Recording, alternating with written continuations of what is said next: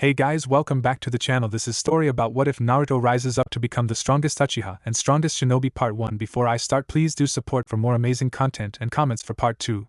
Do consider to subscribe my channel and share my video to your friends and check out the description as well. Let's start the video. October 10th was a special day for Minato Namikaze and Kushina Uzumaki. Today was the day that their daughter was expected to be born. Kushina was excited since this was her first child, but was nervous thanks to the 9 tails that would try to force its way out of her since her seal will weaken while she's giving birth.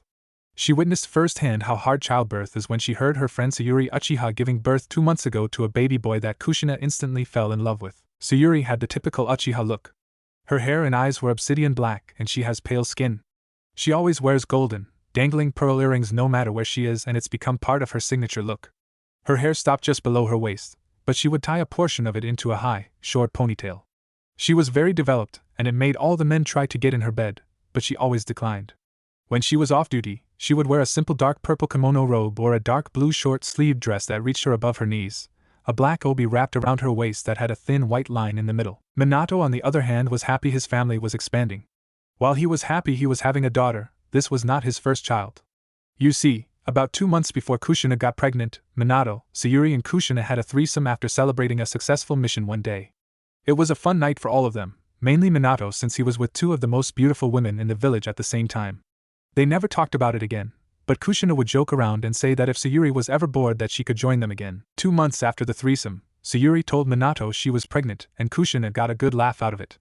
The reason she laughed was because she said Minato was the fastest shinobi alive, but he wasn't fast enough to pull out during sex.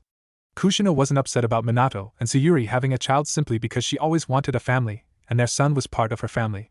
Coincidentally, the next day is when Kushina found out she was pregnant and Minato gave her a big hug. Minato and Sayuri decided to name their son Naruto Uchiha since it was sort of illegal to have a child with somebody outside of the Uchiha clan since they wanted to keep their dojutsu pure. Sayuri would keep it a secret that Minato was the father of her child, but she knew Naruto's features would bear a striking resemblance to Minato as he got older. Naruto had the Uchiha black hair, but instead of the cold black eyes, Naruto's eyes were a dark blue color. His hair was spiky just like his father's along with Minato's facial structure, and his skin was darker than Sayuri, but lighter than Minato who had tan skin. Naruto's chakra network was also already growing and they guessed he'd have mid to high Jonin level reserves by the time he graduated from the academy. The only people who knew about Naruto being Minato and Sayuri's son other than Kushina was the 3rd Hokage known as Hiruzen Sarutobi, Kakashi Hatake, since Minato personally trusted him to guard both of them during their pregnancy as Sayuri stayed at their house quite a bit. Mikoto Uchiha, who was Kushina's best friend, and Biwako Sarutobi. She was the wife of the 3rd Hokage and helped deliver Naruto. She was also responsible for helping Kushina give birth to her daughter, which she decided to name Natsumi Uzumaki Namikaze. Since Kushina was a Jinchuriki about to give birth, Minato had set up a secret area for her to give birth since there was the risk of the 9 tails escaping. Kushina jokingly called him paranoid, but Minato was always prepared for the worst. The location was secure to the point that only Minato, Kushina, Anbu, Biwako and Hiruzen knew about it. The location was protected by many suppression seals for the 9 tails, as well as multiple barrier seals to keep anyone from entering. As everything was going on, Sayuri was sitting at her house with Mikoto and Naruto when she just finished breastfeeding. I can't believe that he eats so much. It's like I have to feed him every 5 minutes. Sayuri said. Well, his father does have quite the appetite. Maybe that's where he gets it from. Mikoto said, and then Naruto let out a huge burp. Yup. He gets that from his father. Sayuri said and kissed Naruto's nose. I never thought I would see this. Sayuri Uchiha, who didn't want kids at all, is sitting here holding her own child. Mikoto said. Haha. I guess you're right, but I wouldn't trade this for anything. 9 months of carrying him and then nearly 2 days of labor. I just loved him since I first heard him cry and finally held him. That, and I was there with Minato, who was a huge help when things started to get difficult for me once my stomach grew. Sayuri said. I know. 2 pregnant women stayed at his house and people wondered why he was always in the office. I still don't understand how you never fell for his charm. Mikoto said. Don't get me wrong, Minato is a wonderful man, but I think me and him both knew it would never work between us. Yeah, what happened between us was a mistake, but that mistake gave me the greatest gift I could ever ask for. We'll never be together, but he and I will always be connected through Naruto. Sayuri said. You should try to find a boyfriend. You can't stay single forever. Mikoto said. Please. The only reason men look at me is because of my breasts. I swear they might be as big as Lady Tsunade's thanks to them growing. Sayuri said. Nope. She's still got you beat. I was with you the last time you had to buy some bras. You're 99 centimeters and according to what Master Jiraiya told Minato and Kushina, Lady Tsunade is 106 centimeters. Mikoto said. Remind me to keep that perv away from my son. Sayuri said. Duly noted. Mikoto said, and then Naruto started to cry as an ominous feeling came over the entire Leaf Village. It's okay, baby. Mommy's got you. Sayuri said, and then a loud roar was heard. Kushina! Sayuri and Mikoto said at the same time as Naruto cried even louder. Lady Mikoto! Get to the bunker now! You as well, Lady Sayuri. An Uchiha clan member said. What's going on? Sayuri asked. The Nine Tails is attacking the village. The fourth Hokage is on the battlefield as we speak, but the Nine Tails is on a rampage. Hurry! The Uchiha member said. Sayuri, get to that bunker. I'm going to find my kids. Mikoto said and vanished. Kushina, Minato. Please be okay. Sayuri thought and grabbed a few scrolls with food and water before going to the bunker with Naruto. Bunker. While in the bunker, Sayuri was still able to hear the Nine Tails going on a rampage. The Nine Tails was extremely powerful because the seals Minato added into the bunker to keep the vibrations or sounds of battle from causing damage weren't really working. Sayuri felt a huge amount of chakra being gathered before it was launched in the direction of the bunker, which was located in the Hokage monument, and this caused her to hold Naruto even tighter. However, the attack that was launched was suddenly gone and teleported far away. Minato must have done something. Sayuri thought. Excuse me, Lady Sayuri? A voice asked and she looked down. HM? What is it, Kurenai? Sayuri asked. See, can I hold your baby? Kurenai asked. Sure. If he starts to fuss he might be hungry, so just give him back. Sayuri said and carefully placed Naruto in the arms of Kurenai. He's so cute. Kurenai said and Naruto opened his eyes to look at her. Other than me, Mikoto, Kushina and Minato, you're the first person that got him to open his eyes. Sayuri said. Does that mean he likes me? Kurenai asked. It would seem so. Sayuri said. Lady Sayuri. A childlike voice said. Hello, Itachi. How are you? Sayuri said. I'm fine. I finally got Sasuke to stop crying. Itachi said and showed her Sasuke in his arms. He's just afraid. Naruto cried for a short while as well, but he calmed down. Where's your mother and father? Sayuri asked. I'm right here. Fugaku is out helping get the rest of the civilians to safety. Lord Third is handling the Nine Tails right now and Minato is making sure Kushina and Natsumi are safe. Mikoto said. Maybe I should go help. I'm not retired. Sayuri said. You just gave birth 2 months ago, and you haven't trained in 9 months. Your skills are rusty right now and you have Naruto to think about. Minato and Lord Third can handle this. Mikoto said. I hope you're right. Kurenai, can you watch Naruto for me while I hand out food and water? Sayuri asked. I don't think I have a choice. He fell asleep and I don't think waking him up is a good thing. Kurenai said. It's not. He can be a handful if he is woken up too early. Sayuri said. Sounds like somebody I know. Mikoto said and Sayuri glared at her. Shut up. Sayuri said and Mikoto just laughed at her. Anyway, I think I should hand out the food and water. You know medical ninjutsu so you can help with the wounded. Mikoto said. Sure. Here you go. Sayuri said and gave Mikoto a large sealing scroll. What's this? Mikoto asked. Food and water for everyone. Sayuri said and Mikoto's sweat dropped. Isn't this a bit much? Mikoto asked. No. I'm always prepared just in case an Akimichi is with me. In this case we have more than one. Sayuri said. I guess you're right. Mikoto said. Here, Kurenai. Sayuri said and gave her a small scroll. What's in here? Kurenai asked. Bottles of milk, diapers and everything else for Naruto. Sayuri said. Okay. Kurenai said. I'll be back as soon as possible. Sayuri said and walked away to tend to the wounded. Next day funeral. After the events of the Nine Tails attack, everyone was gathered for the funeral of everyone who had fallen during the Nine Tails attack. Amongst those people were Minato Namikaze and Kushina Uzumaki, who sacrificed their lives to save Natsumi from dying. Minato split the Nine Tails and sealed half of it inside of his daughter while he took the other half with him. He had to use the Reaper Death Seal, and as the Nine Tails was being sealed away, it lashed out in one last effort to kill Natsumi, but Minato and Kushina jumped in the way. Kushina could have survived, but once she was impaled by the Nine Tails nail, she knew she was a goner. While all the adults were silent, Natsumi and Naruto were placed in front of a picture of Minato. Natsumi was crying her heart out, but Naruto was just looking at the picture of Minato as if he was expecting Minato to say something back or pick him up. Minato and Kushina. Both of you have your lives to protect the Hidden Leaf Village and to safeguard its future as well. The sacrifices you two have made will never be forgotten. Hiruzen said. Sayuri meanwhile was crying the most out of everyone there. It was no secret that she was the closest to Kushina and Minato out of everyone gathered at the funeral. As she was crying, her eyes started to burn really badly, and when she wiped her eyes she saw she was crying blood. She looked up and was thankful nobody saw her. Hiruzen went to grab Natsumi, and she took that as a signal for her to grab Naruto. Once they were up there, Hiruzen spoke quietly to her so only she could hear him. I know you would like to take Natsumi in, but due to her Jinchuriki status, being Minato's daughter, I don't think that would be wise. Word would spread quickly if somebody was to figure it out, and I can't take that risk. Hiruzen said. Where will she be placed? Sayuri asked. I'll place her in the orphanage. I'm keeping her status as a Jinchuriki an S-ranked secret, and hopefully she gets adopted into a nice family. Hiruzen said. Have you told Makoto? Sayuri asked. Yes. I ran into her earlier and informed her. Hiruzen said. I'll tell Naruto about his father, but I won't tell him about Natsumi. Sayuri said. Be sure to tell him he can't mention it to anybody. The war just recently ended and tensions are still high. If word gets out that he has the blood of an Uchiha and Minato, he'll undoubtedly be sought after. Hiruzen said and chuckled. What's so funny? Sayuri asked. If Naruto is anything like his father, then I have a feeling he'll figure everything out before we can tell him. Hiruzen said. If he does, then I'll explain her situation and why he can't say anything to her. When exactly do you plan on telling her about her heritage? Sayuri asked. Either when she is mature enough to handle it or not until she becomes a chunin. I'll keep a letter for the next Hokage. Shall I pass away before I can tell her? Hiruzen said. Oh, come on. You've still got plenty of life left in you. Sayuri said. That is true, but I am still old and anything can happen at any moment. Anyway, I must bid you farewell. I have to drop Natsumi off at the hospital and then attend a meeting with the council. Hiruzen said. I understand. By the way, I'm sorry about Biwako. I heard this morning. Sayuri said. Thank you. I know she's waiting for me, but she'll have to wait a bit longer for me.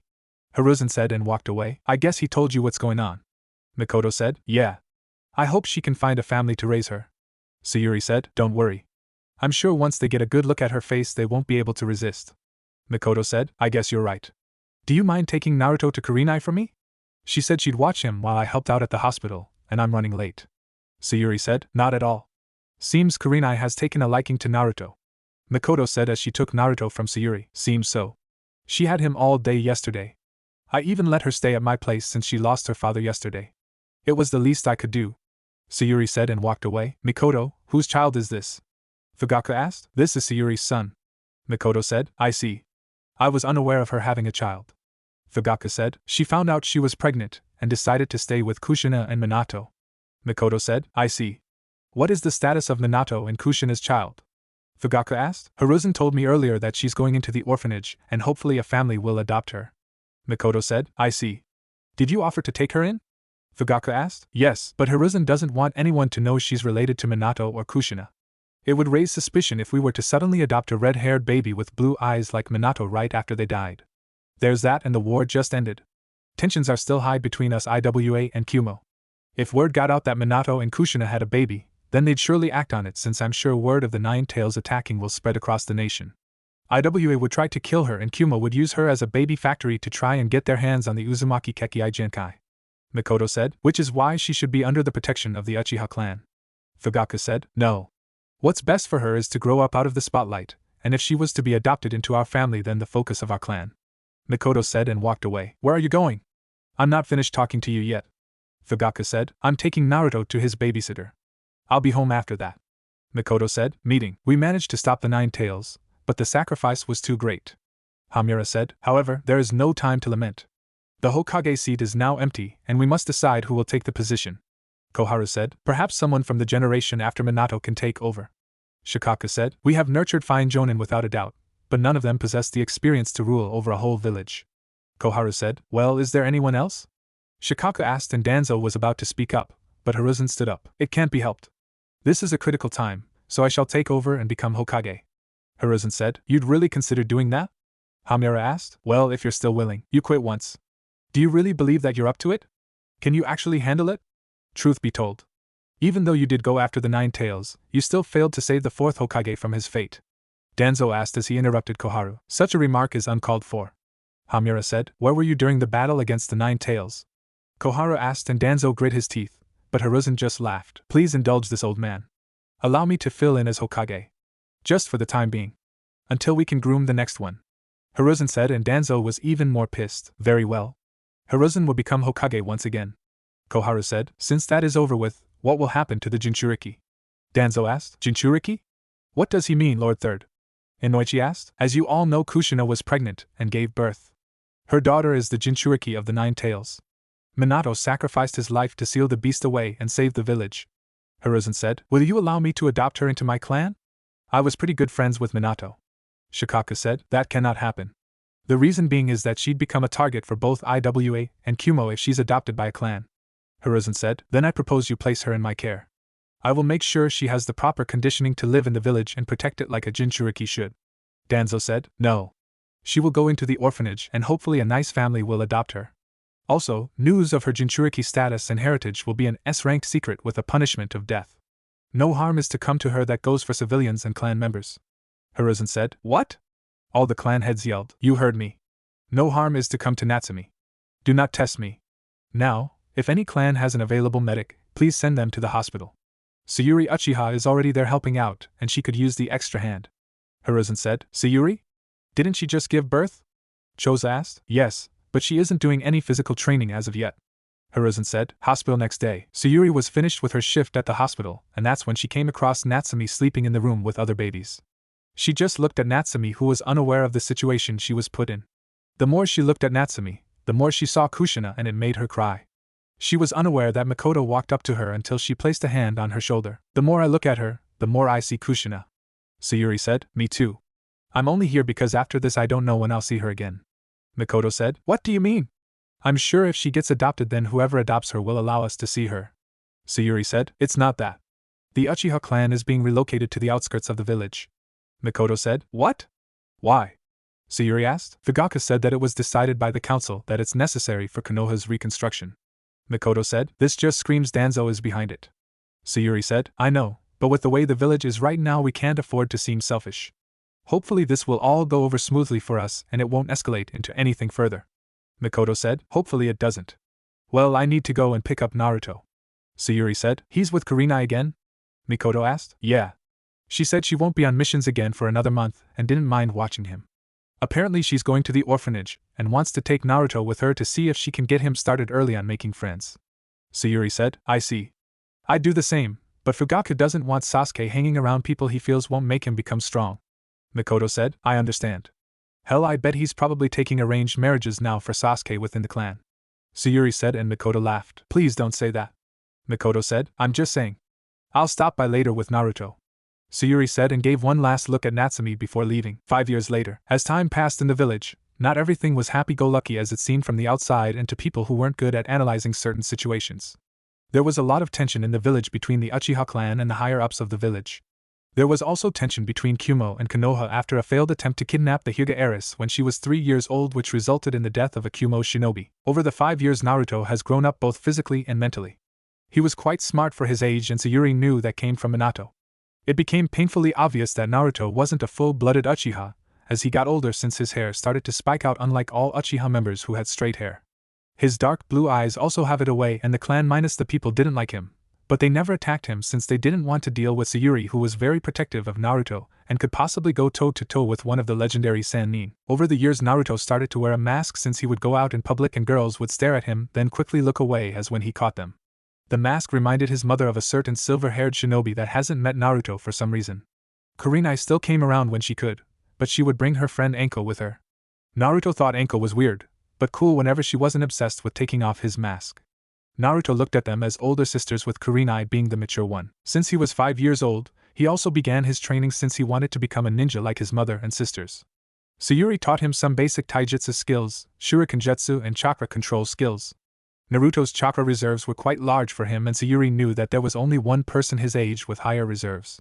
He wanted to learn some ninjutsu, but Sayuri wouldn't teach him any until he was finished with his chakra control training. He was finished training for the day, and his mom let him go to the Nine Tails festival. He was always asking to go, but his mom always said no to him, but something told her to let him go this year.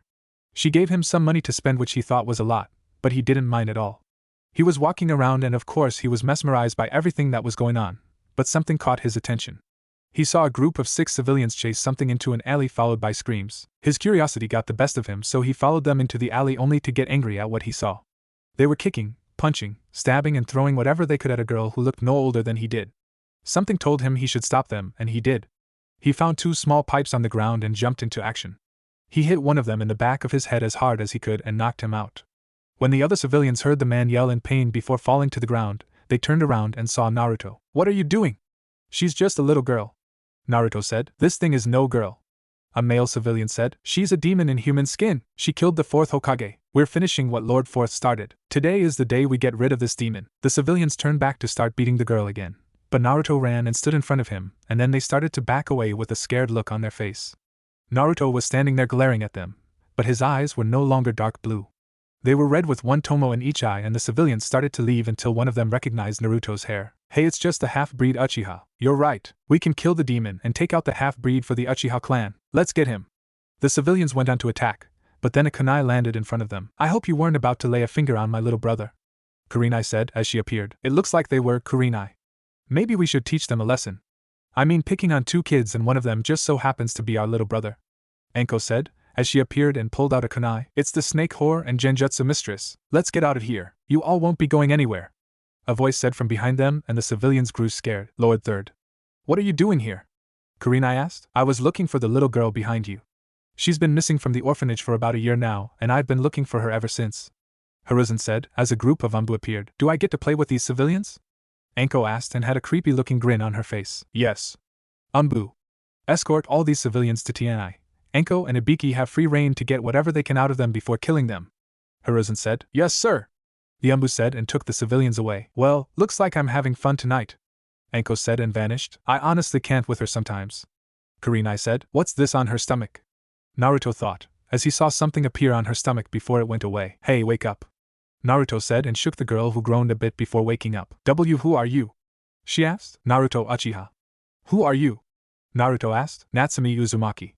Natsumi said. What did you do to make them beat you like that? Naruto asked. I didn't do anything.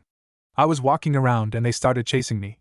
It's been like this since I was kicked out of the orphanage, Natsumi said. Natsumi, the orphanage told me you ran away a year ago, Hiruzen said, as he walked over to them. Old man, Natsumi exclaimed, as she ran and gave him a hug. Her wounds are already healed. What's going on?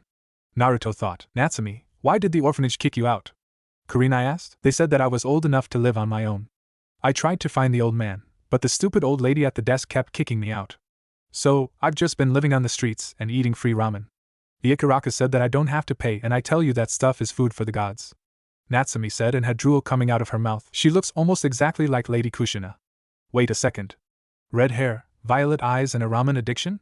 This is Lord Fourth's daughter, Kurenai thought. What happened to your parents? Naruto asked. Let's not get carried away with questions. Natsumi, I'd like for you to come with me. I'll find you a place to live before the night is over, Hiruzen said. Thanks, old man. Bye, Naruto. Cool eyes, by the way, Natsumi said, causing Hiruzen and Kurenai to look at Naruto. No way. He's so young, Kurenai thought. The Sharingan at his age? No one has unlocked the Sharingan at such a young age, Hiruzen thought. Thank you. Before you go, old man, I have a question for you, Naruto said. Oh, and what would that be? Hiruzen asked. Why were the civilians saying she was a demon and killed the 4th Hokage? Naruto asked. I do not know, Naruto. Hopefully Anko and Ibiki can get the answers from them. Come along, Natsumi, Hiruzen said, and the two of them left. Naruto, would you like to come with me for the festival? Kurenai asked. Sure, Naruto said. Maybe you can make some friends, Kurenai said. Why do you always try to have me make friends? Naruto asked. So you won't be lonely your entire life, Kurenai said. I guess you're right, but I have you, Anko, Mom and Aunt Makoto. I'm good with that for now, Naruto said. True, but you need friends your age. You can't always hang out with the adults, Kurenai said. Then I'll just hang out with Anko, Naruto said, and Kurenai laughed. I see your point, but Anko likes to go out and do adult things as well, Kurenai said. You mean stalk that guy with the scar over his nose? Naruto asked. How do you know about that? Kurenai asked. She's extremely open when she's drunk. Last time we were together she told me about him. I forgot his name though, Naruto said, and then looked at the top of a building. You need to stop hanging with her when she's drunk. Who knows what she'll tell you next, and it's certain things you shouldn't know about at your age, Kurenai said, and Naruto didn't respond, so she looked at him. What's wrong? Kurenai asked. Somebody was watching us, Naruto said. He's a censor? Kurenai thought. Are they still there? Kurenai asked and pulled out a kunai. No. Whoever it was left, Naruto said. I see. Let's get out of here. We can still get to some of the good food stands if we hurry, Kurenai said. I already ate though, Naruto said. Then what do you want to do? Kurenai asked. Can you show me where the library is? Naruto asked. Sure, Kurenai said. Underground base. Lord Danzo, I have news, an Umbu agent said. What is it? Danzo asked. While I was unable to capture the Jinchuriki due to interference from the Hokage, Anko Mitatashi and Kurenai Yuhi, I found something else that might interest you, the Umbu said. It better be important since you failed to get me my weapon, Danzo said. It is. The Uchiha known as Naruto has awakened his Sharingan during the event and appears to be a censor as well since he was able to detect me, but I quickly left, the Umbu said. His Sharingan? Are you sure? Danzo asked. Yes, sir. I wouldn't have reported it if it was not true. The Umbu said. Interesting.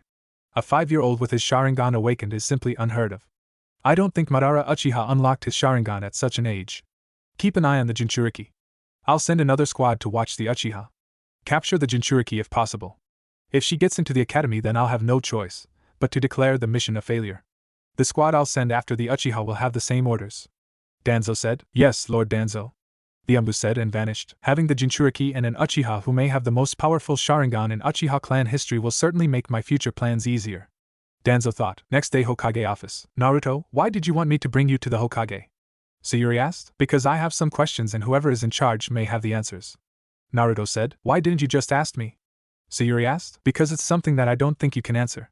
Naruto said and knocked on the door. Come in. A familiar voice said and they entered the office. You're the Hokage? Naruto asked with wide eyes and Hiruzen chuckled. Indeed I am. What can I do for you today? Hiruzen asked. He said he wanted some questions answered and he thinks you can answer them. Sayuri said. Okay then.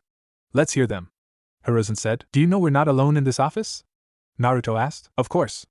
I have my 3 Umbu guards here. Hiruzen said. But there's a total of 8 people in the room.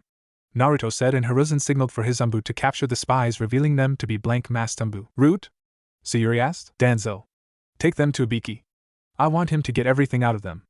Hiruzen said and the Umbu vanished. Cool. Naruto said and Hiruzen chuckled. This has been an interesting couple of hours for you, Naruto. You unlocked your Sharingan last night protecting Natsumi, and you're a censor. Hiruzen said. He unlocked his Sharingan. Sayuri asked. He didn't tell you? Hiruzen asked. No. Why didn't you tell me? Sayuri asked. I kind of forgot. Naruto said and scratched the back of his head. We'll talk about it later. What are your questions? Sayuri asked. So, I went to the library last night after the whole thing with Natsumi, and I found something that I think has to do with the way she's treated. Naruto said. What would that be? Hiruzen asked. Is she what's known as a tailed beast that I read about last night? Naruto asked and both adults froze. What makes you ask that? Hiruzen asked. Well, last night the people that were attacking Natsumi called her a demon. I went to the hospital and looked around until I found an old book about the tailed beasts. It said that there were 9 total and they were also known as demons to us. It said that Hashirama Senju captured all of the tailed beasts and gave them away to form peace during the Warring States period. Kumo has 2, the 8 and 2 tails. Suna has 1, the 1-tailed beast. Taki has 1, the 7 tails. Kiri has 2, the 3 and 6 tails, and Iwa has 2, the 4 and 5 tails. It says nothing about the 9 tails or Konoha having a tailed beast.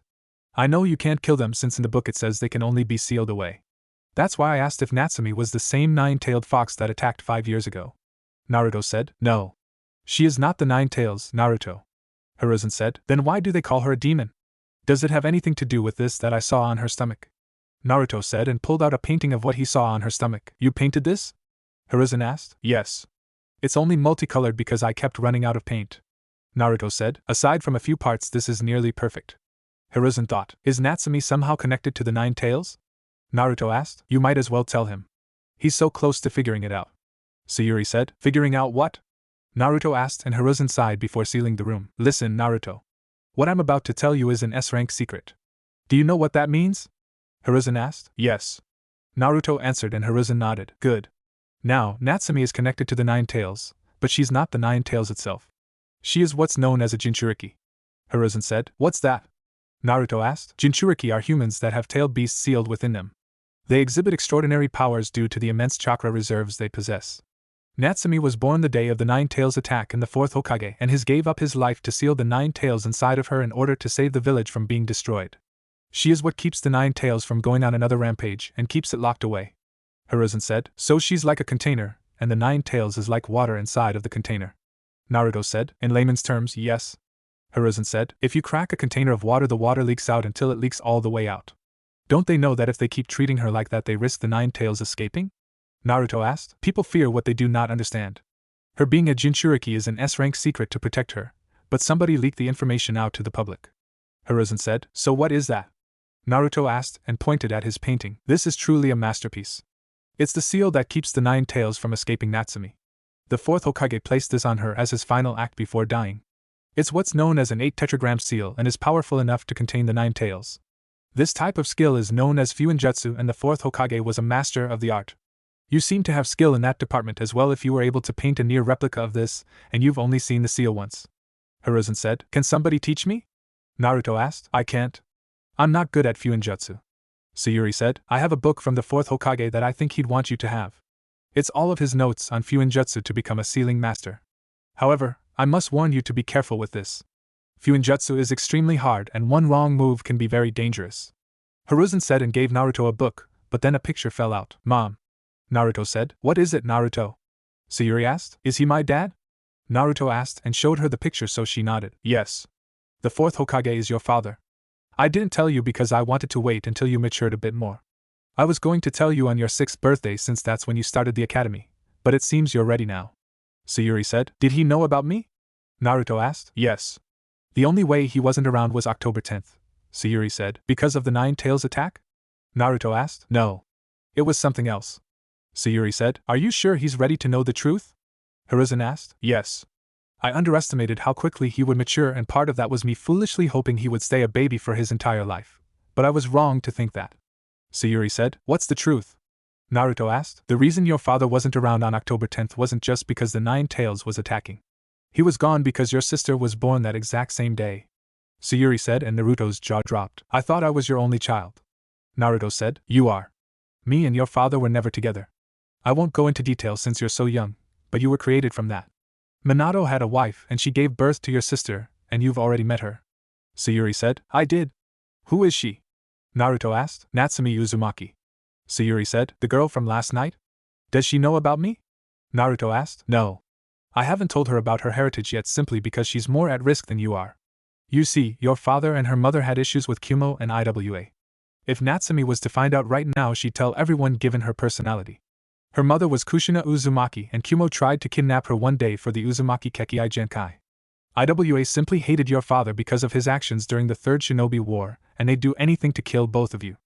Hiruzen said, So I can't tell her who I am? Naruto asked. No. Not yet. However, given what happened last night, I can do something for you. Hiruzen said, What is it? Naruto asked. I know you'll seek her out to spend time with her and get close to her, but I'll give you a mission that won't go on your record until you become a shinobi. How's that sound? Hiruzen asked. Fucking awesome.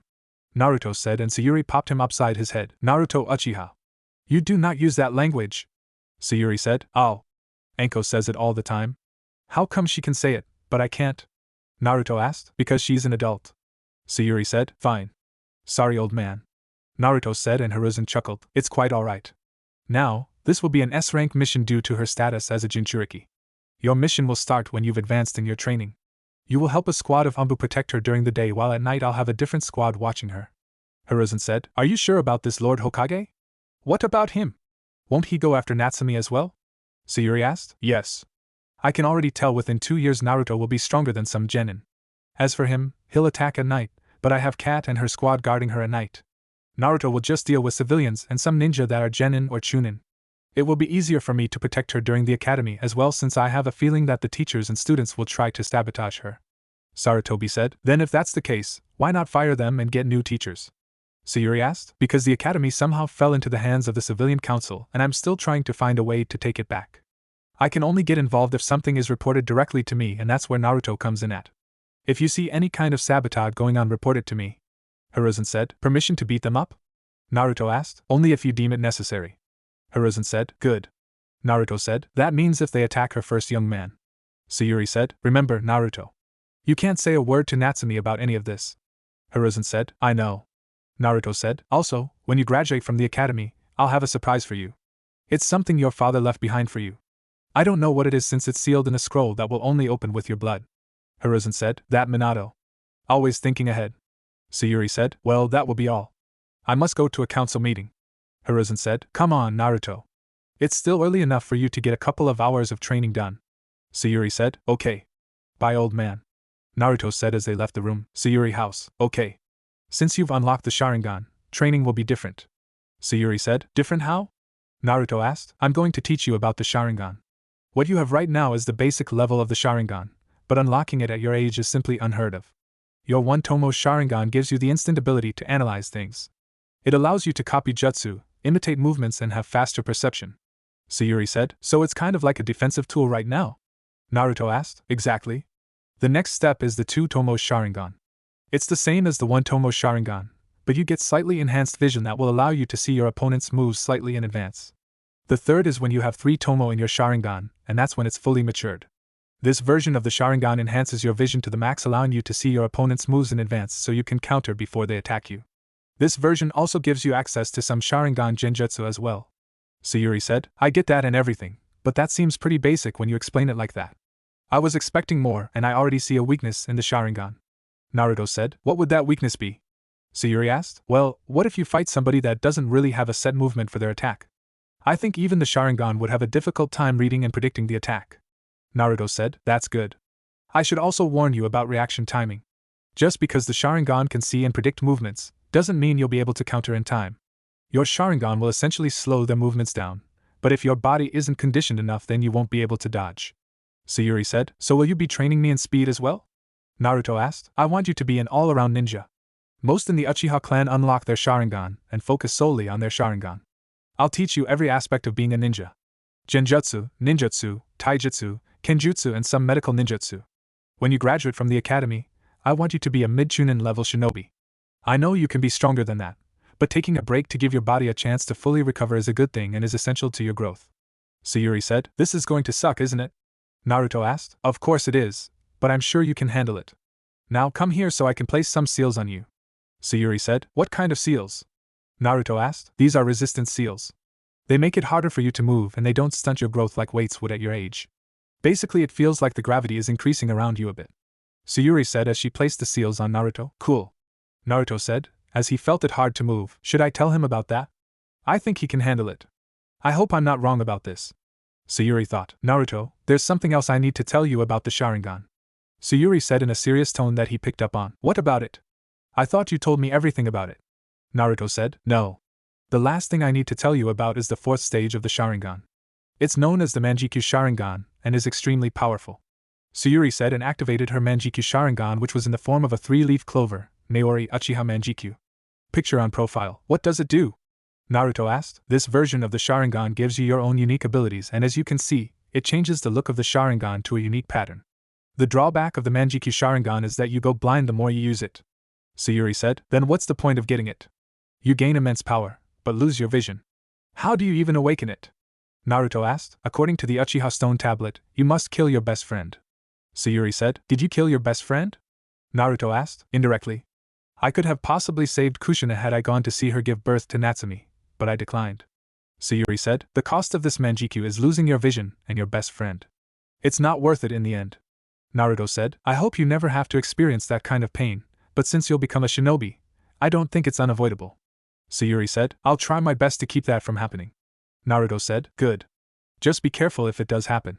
Sayuri said, so what does your Manjikyu Sharingan do? Naruto asked, I have an ability in my right eye known as time skip. I can freeze time for 1/5 of a second, but I'm able to move around freely in that small time frame. If I use this ability enough, I can store the time I've skipped to create a separate space so I won't get touched. Sayuri said, that's so cool. Naruto said, it is. My second ability is from my left eye called Amaterasu, and I have the ability to control the shape of my flames. Sayuri said, wow. Naruto said, enough about my abilities. Let's start training. Sayuri said and started to cough heavily. Mom! Are you okay? Naruto asked. I'm fine. It's just a cough. I want you to start by giving me 15 laps around the backyard. After that we'll work on your kunai and shuriken skills. Sayuri said, okay. Naruto said. He took off running, but looked back when he heard his mom coughing. Sayuri noticed this and gave him a smile with a wave, reassuring him that she was fine. When Naruto started his laps again, Sayuri looked at her hand and saw she had blood on her hand. She sighed and hoped she had time to at least get Naruto into the academy since she knew she would never make it to see him graduate the academy. All she knew was that she needed to train him as much as she could before her time came. 2 years have passed since Naruto awakened his Sharingan, learned about his father and learned about Natsumi being his sister as well as a Jinchuriki. His training started off good, but then it slowed down as Sayuri's illness got even worse. She tried her hardest to keep it from him, but as time wore on, it became more obvious. He often would stay by her side all day to take care of her and miss school, but he didn't care since his mother came first. Sayuri knew she was on borrowed time and tried to stay strong, but she was losing strength every day. Naruto nearly missed his entire year of school as he refused to leave his mother's side. It took Kurenai and Anko saying they'd watch her for him in order to get him to go back to school. While he was in school, everyone noticed his dramatic change while he was there. At first he would talk to people if they talked to him, but now he was withdrawn and didn't seem to care about anything. Natsumi would talk to him, but it would be a short conversation as he would just walk away. To Natsumi, they were great friends and she wanted to help him, but Naruto refused her help. Natsumi was the only person to get Naruto to talk, and it made some of the girls in class mad. The result of Naruto being distant to everyone reminded the older generation of a younger Kakashi. His mom tried to cheer him up a bit, and it worked a little, but Naruto was sad that he was going to lose his mother before she saw him graduate the academy. The illness of his mother made him read more on medical ninjutsu, so he'd walk around reading a book and even had the idea of combining Fuinjutsu with medical ninjutsu. Despite his training slowing down, he was still able to keep up with what he was taught so far and improved on it. He had great chakra control since he completed leaf balancing, pebble balancing, kunai balancing and tree walking. His reserves were unnaturally large, but he learned his father also had large chakra reserves, so it was only natural for him to have that as well. He mastered the fireball jutsu since it was like a rite of passage for Uchiha clan members, but he had a hard time with it, and Sayuri figured he didn't have a fire chakra nature or it wasn't his main affinity. His taijutsu was low genin level and it was at the top of his class. His ninjutsu was limited for the time being since he only knew the fireball jutsu, substitution, henge and clone jutsu. He was the best in his class when it came to kunai and shuriken throwing, as he would get 10 out of 10 each time he was tested on it. He was offered the chance to graduate early, but he declined. He made no friends really in school since he didn't try to. Natsumi doesn't count in his book since she's his sister, and he met her before the academy started. They hung out quite a bit during the day and she normally spent her day at the Ichiraku ramen stand or with Ino Yamanaka, who had a huge crush on Sasuke Uchiha. Speaking of Sasuke, Naruto finally met him and he personally didn't care for him, but he didn't hate him. He was neutral towards him. He met Itachi and Shisui as well, but they were always busy and secretive. He knew why they were secretive since it had to do with the tension that reached its breaking point between the village and the Uchiha clan. While Naruto didn't say anything, he knew what was going on as he paid attention to everything going on around him even if it didn't seem like it. His mission protecting Natsumi over the years was going slow, but that's because they were in the academy and nobody knew where she lived except for Naruto. He's even spent the night over there a few times and stayed up all night with her until she eventually fell asleep. He found out her dream was to become the Hokage, and he honestly believed she could become Hokage. Currently he was sitting in class next to Natsumi, who wasn't really paying attention. This class is so boring. All he does is talk, Natsumi said. If we're lucky he'll talk so much that his mouth will fall off so we don't need to hear him anymore, Naruto said, and Natsumi gasped. Did you just make a joke? You haven't joked since your mom got even more sick. Is she okay? Natsumi asked, and Naruto sighed. No. It's only a matter of time before she can no longer fight it. I don't get it. Konoha is supposed to have one of if not the best hospitals across the nations, yet they couldn't find out what was wrong with her. Naruto said. Maybe she'll pull through. Natsumi said. It's good that you remain hopeful, but she isn't getting any better. I've even tried to ask the old man to send an urgent message to his student Tsunade Senju, but the messenger was killed before he could deliver the message to her. Naruto said. An Uchiha asking a Senju for help? That's ironic given their history. Natsumi said. That history is before I was born and would be stupid for me to continue it. Naruto said. I guess you're right. What are you doing after school? Natsumi asked. I'm going to the hospital to see my mom, and then get some training done. Naruto said. I'd go with you, but I need to do some training of my own. Natsumi said. Where will you be training? Naruto asked. Why? Are you trying to steal some of my awesome ninja moves? Natsumi asked. Please. I just figured I'd take you out for some ramen, but I think I'll just head home. Naruto said. What? No. We can go, Natsumi said. Naruto and Natsumi. Care to tell the rest of the class what you're talking about? Their teacher yelled. Yeah. We're discussing something private. It's not like you're teaching us anything new. We learned about chakra last year. Naruto said. You know what? Naruto, you can go to. An Umbu appeared in the room and gave the teacher a slip of paper before leaving. Actually, you need to go to the hospital. This says it's urgent, the teacher said, and Naruto basically flew out of the room. Hospital. Naruto arrived at the hospital and didn't even bother to stop at the front desk. Nurses wanted to stop him. They realized who it was and left him alone. They tried everything they could, but didn't have the right medicine to treat his mother, and they seemed to be losing money every year. As he was running through the hospital, he had his Sharingan activated to evade anyone in his way until he reached his mother's hospital room. When he went inside, Anko, Kurenai and Mikoto were all there with sad looks on their faces. We'll leave you two alone, Mikoto said, and they walked out. Come here, Naruto, Sayuri said, as she held out her arms for a hug. I guess I can't ask how you're feeling, huh? Naruto asked, and she chuckled. I guess not, but it's what you've been preparing for. I tried to stay strong for you, but I wasn't strong enough, Sayuri said. No. You were strong. You're the strongest person I know, Naruto said. I'm happy to hear you say that. Where's Natsumi? Sayuri asked. She's still at school. I didn't bring her since I left right after the teacher told me to come here, Naruto said, and she nodded. She's a good girl. I only wish I was able to adopt her so she wouldn't grow up alone. At least she has you in her life. Sayuri said. Yeah, but it sucks that she doesn't know we're related. Naruto said, and she started to cough, so he gave her some water. Thank you. Listen, I need to tell you something important. Sayuri said. What is it? Naruto asked. The Uchiha clan is planning a coup d'etat. I'm sure you've noticed the brewing tension between the Uchiha clan and the village. The reason for this is because the village blames us for the Nine Tails attack, since the Sharingan has the power to control the Nine Tails. Fugaku is leading the coup and I don't want you to get involved in it. Sayuri said. What's going to happen? Naruto asked. I'm one of the 3 people in the clan that know about the coup and are against it. Hiruzen is trying to bring peace between the two and work something out, but it's not going as he hoped. I don't think we have much time left before the coup happens. We both know I won't live much longer, so I want you to go to the secret bunker I told you about that your father built, and stay there.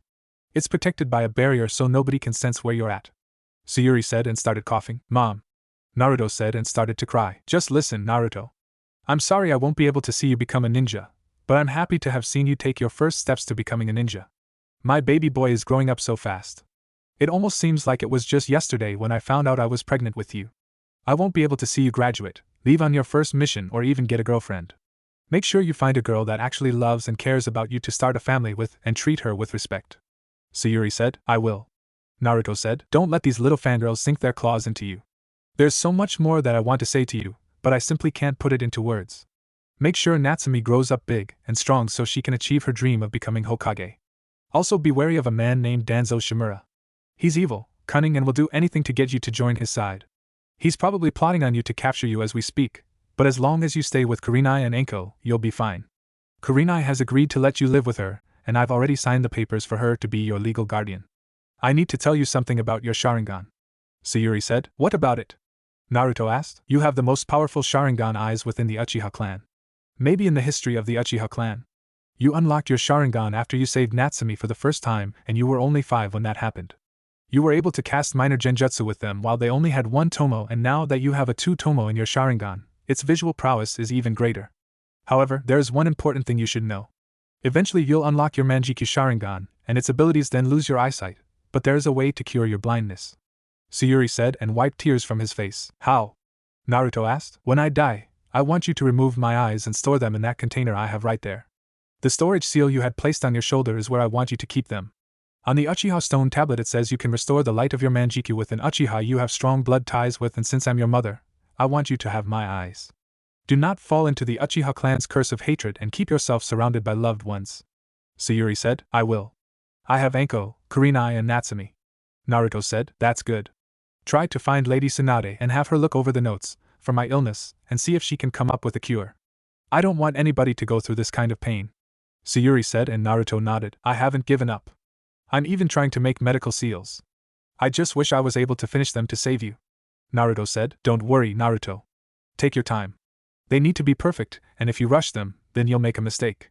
Think of it like this, you can possibly save millions of people with this idea of yours. While I would have loved to use one of your seals, I've come to embrace my fate, while doing everything I could to overcome it. Sayuri said. It'll take me some time to get over this, even though it's been getting closer and closer every day. Naruto said. It's okay to mourn. Just don't turn out like Kakashi. Sayuri said. I don't even know who that is. Naruto said. You'll find out eventually. Sayuri said and gave Naruto the biggest hug she could. I love you, Mom. Naruto said. I love you too, Naruto. You'll always be my little maelstrom. Sayuri said, and it was as if a switch was flipped, and then she took her final breath while he was holding her. He cried silent tears as he held his mother since he didn't want anybody to hear him. Kurenai and Anko came into the room with tears as they heard the last bit of their conversation, then joined in the hug. After a few minutes Naruto asked them if they could leave the room to give him some space, and they did. Naruto steeled his nerves and removed his mother's eyes like she asked him to, then he placed them in the container she had before sealing them away. He stayed in her room until it was late at night, even after they removed her body. They were going to remove her organs for testing, but Naruto didn't trust these nurses since he's never seen them before and was against it. He told Hiruzen, who was there, that he's going to burn her body. Hiruzen nodded and sealed the body away until Naruto was ready to cremate his mother. He finally stood up and looked at himself in the mirror, then started to clean his face. As he was doing this, his Sharingan activated with both tomos in each eye spinning rapidly before turning into 3 tomos in each eye.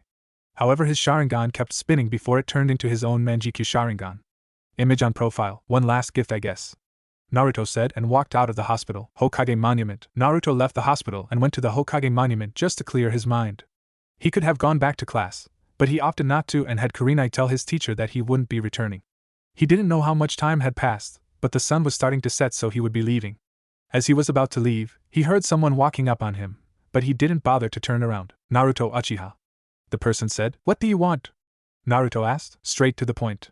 "My name is Danzo Shimura and I have an offer I'm sure you'd like to hear." Danzo said, "So this is the guy Mom told me about. Most likely he wants the Sharingan on his side." Naruto thought, not interested. Naruto said, "Just hear me out. I mean no harm." Danzo said, "If you didn't mean any harm, then you wouldn't have come with backup." Naruto said, "He's able to detect my umbu." Danzo thought and gave a slight signal for them to be ready. "They are just my bodyguards." Danzo said, "You have 30 people hiding. That's not bodyguards. Not even the Hokage walks around with that much protection, and I highly doubt you're more important than he is in the village. You came here to take me by force if I didn't listen to your offer. I know what you want and my answer is still no." Naruto said, "Perhaps you should reconsider. Join me and I can make you as powerful as you'd like. We can build a village together that is unstoppable. I can even train you in the use of your Sharingan. My men will push you to your limits and beyond them. Together, we can rule this village and bring it to newer heights." Danzo said, "You can't teach me something I already know about. My training is perfectly fine and I don't need help from somebody like you. As for ruling this village, I'm not interested in becoming its leader. Being Hokage isn't something that interests me." Naruto said, "Then perhaps the cure for your mother's disease will suffice in exchange for you joining me." Danzo said and smirked a bit. "I'd rather have my mom die rather than take something from you, and I'm sure she'd say the exact same thing. You wasted your time coming here." Naruto said and stood up. "I've noticed you've gotten close to Natsumi Uzumaki. It would be a shame if something bad were to happen to her. She should watch her back." Danzo said and started to walk away, but Naruto spoke up. "You won't touch and we both know why. You'd risk unleashing the 9 tails if you did that, and then you'd have to answer Hiruzen about why you attacked Natsumi. That eye you have hidden in your right eye socket isn't even strong enough to help you against the 9 tails. That's why you want me, or more specifically my Sharingan, because you know it's stronger than the one you have in your head right now. I noticed all of the spies in the Uchiha clan district, mainly around me. Me and my mom purposely talked about my Sharingan in the open while training so they'd report to whoever sent them." Naruto said. He planned for this meeting, but didn't know it was going to be me. "I've been outsmarted but a mere child." Danzo thought, "Now that I know who was sending them after me, I have a message for you." Naruto said, "What is it?" Danzo asked and narrowed his eye. "Do not bother me and stop sending your spies after me and Natsumi. You'll regret it." Naruto said and glared at him. "Why can't I move?" "Genjutsu, of course." Danzo thought, and when he released the Genjutsu, Naruto was gone. 2 weeks later. 2 weeks passed and Naruto was currently walking towards the Uchiha clan district. He hasn't been there ever since his mom died and lived in the secret bunker like she said to. The reason he wanted to head to the Uchiha district is because he wanted to read the Uchiha stone tablet. The Uchiha clan was killed the week prior by Itachi after they were about to launch the coup. Shui mysteriously died and Itachi was blamed for it. News spread wildly about the Uchiha massacre and that it was Itachi who did it. Both Naruto and Sasuke were the only survivors and the entire village started to treat them like royalty. They were questioned, but Naruto wasn't there so he didn't say anything. Enko, Kurenai and Natsumi thought he was dead, but he told them he was somewhere safe and away from everybody. He made contact with Itachi after it happened and told him he already knew why this had to happen. That surprised Itachi, but he was even more shocked when Naruto asked who the other person was that he kept detecting. The person he was feeling would appear in one area, but then he would be in a completely different section of the district. Itachi only told him to watch after Sasuke for him before he suddenly left, and Naruto told him that he's not a babysitter. Naruto made it to the Naka shrine and went underneath it to start reading the tablet.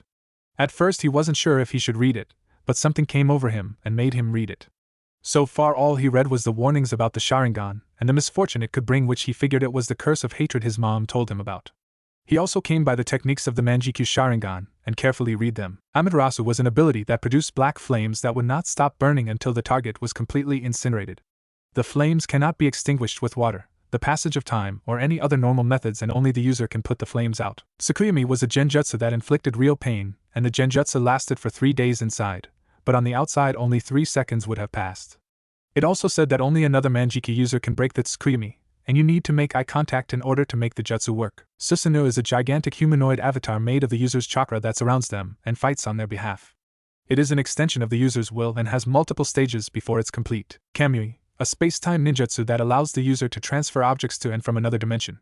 It creates a spiraling void and distorts their form as they're traveling between dimensions. Kodo Amatsukami, an extremely powerful genjutsu that completely manipulates someone's thoughts. The victim believes that they are doing what they are doing by their own will. Kagetsuchi, a technique that allows the user to shape the black flames of Amaterasu, allowing the user to manipulate them at will. While Naruto was reading the techniques, he noticed his mother's time skip ability wasn't there, and he figured that it was a secret ability that was never unlocked before. He read about the consequences of using the Manjiki Sharingan, and something caught his eye that didn't make sense. It says the only way to unlock the Manjiki Sharingan was to kill your best friend. He didn't kill his best friend and neither did his mom. That information was false and he wondered why that was written there. He read something else about a god seeking stability was divided into yin and yang, but when these two came together you obtain all things in creation. He thought about that for a while and the only thing he could think of was the Sage of Six Paths, but nobody actually has any legit information on him. It talked about having the power to control the tailed beasts, but he doubted he'd ever want to do that. It also said that when someone who possesses the power of Sasura approaches the moon, an eye will open that is reflected on the moon to grant the eternal dream. It mentioned something about an infinite Tsukuyomi, and that it's the only way to save the Uchiha clan. He couldn't read anything else, but used his brain to guess that the infinite Tsukuyomi was nothing more than a more advanced version of the Tsukuyomi. If that was the case, he wondered how a genjutsu was supposed to save the Uchiha clan. This tablet doesn't make any sense, Naruto said and left academy next day. Class was going on as usual and Natsumi was sad again since Naruto still hasn't come to class. Without him there to defend her, her grades were slipping and she fell from top 10 to the middle of the class. Their teacher was in the middle of the lesson when the door slid open revealing Naruto reading a medical ninjutsu book. Naruto, you're 3 hours late. Last week was an exception for your absence, but I can't allow it today. Why are you late? The teacher asked. Funny story actually. I was walking to school and on my way here the Inuzuka dogs were trying to kill a black cat so I had to take the long way around. Naruto said, and the teacher just banged his head in the chalkboard. Great. He's just like Kakashi. The teacher thought. Does he really expect anybody to believe that? Natsumi thought. Sasuke thought. I am glad Naruto made it to class. Hinata thought. Just go sit down. The teacher said. Sure. Naruto said and sat in his seat. Why are you late? Natsumi asked. I just told you why. Naruto said. Whatever. Listen, I've got an extra room in my place if you need to use it. Natsumi said. Thanks for the offer, but I'll have to pass. My sister is letting me stay in her place. Naruto said. I didn't know you had a sister. Natsumi said. You also don't know that you have a brother. Naruto thought. She's not really my sister, but she's been watching me ever since I was born. You haven't met her yet because she's always out on missions since she wants to become a jonin. Naruto said. Then I can't wait to meet her. Natsumi said. I'm sure you can't. Naruto said. Have you been training at all these past 2 weeks?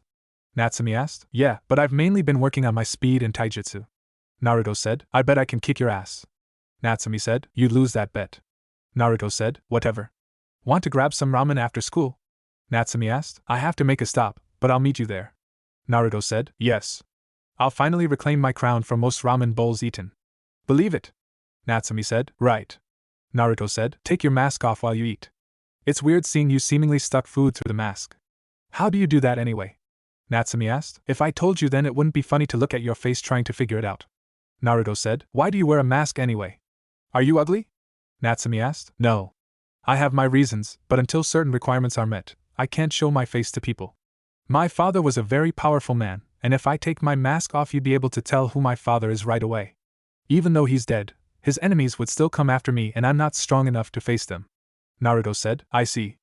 Well, hopefully when you get stronger you can show me your face. Natsumi said. How about this? When I'm able to handle a Jonin level ninja, I'll stop wearing my mask. Does that sound fair?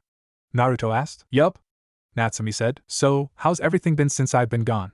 Naruto asked. Horrible. I fell from the top 10 in class to the middle. I don't understand it.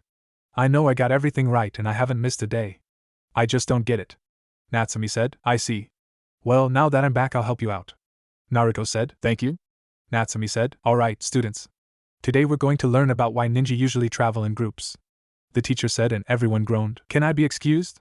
Naruto asked. You were 3 hours late and you want to be excused? Where do you have to go? The teacher asked. Anywhere that's better than here. This crap is boring and you know it. Naruto said. No. If they have to learn it then so do you. Now, pay attention. The teacher said and an Umbu appeared. Sorry for the interruption. Naruto Uchiha, Lord Hokage would like to have a word with you. The Umbu said and vanished. Fine. Naruto, you're excused. The teacher said. Wow. Talk about perfect timing. I'll see you at Ikaraka's later. Naruto said and left. Okay. Natsumi said. Wow, Natsumi. You've got another date with Naruto. Ino said. It's not a date. Besides, he's like a brother to me if anything. Natsumi said. Then why does he only hang out with you? Ino asked. I don't know. You'd have to ask him. Why? Do you like him? Natsumi asked. Please. Why would I want Naruto if I have Sasuke for myself? Ino asked. Excuse me. Sasuke is mine, pig. Sakura said. What was that forehead? Ino asked. Give me a break. Natsumi thought and sat next to Hinata. Hi, Hinata. Natsumi said. Oh. Hi, Natsumi. Hinata said. You know, if you stop stuttering so much and gain some confidence, Naruto might start to notice you. Natsumi said, and Hinata turned red. What do you mean? Hinata asked. We all know you like him. Natsumi said. And no. You've got it wrong. Hinata said. Sure I do. Natsumi said. Hokage office. You called for me, old man? Naruto asked. I did. Care to explain where you've been for the past 2 weeks? Hiruzen asked. I was in a secret bunker my father had. Naruto said. Where exactly is this bunker located? Hiruzen asked. If I told you, it wouldn't be much of a secret. Besides, only me and Natsumi can get inside of it. Naruto said. Of course Minato would set it up like that. Anyway, your mission has a 2-week blank period. Ask Natsumi for anything unusual. Hiruzen said. I did. The only thing that happened to her was she fell from the top 10 in class to the middle. She went every day and got everything right, but she still fell to the middle of the class. Naruto said. I see. I'll deal with this one myself. Keep up the work. Hiruzen said. Yeah. Oh, and I spoke to your pal, Danzo, 2 weeks back. Naruto said, and Hiruzen grew serious. What did he want?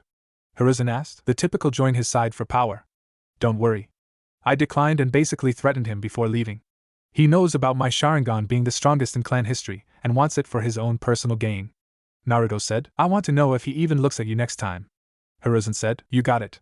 Naruto said. Now, I'm sure you have time left for class. Get going to the academy. Hiruzen said. Actually, I think I'll skip the rest of the day. I was already 3 hours late. Naruto said. Why were you late? Hiruzen asked. Well, I was on my way to the academy, but then the Inuzuka dogs were trying to kill a black cat. They were blocking the road, so I had to take the long way around.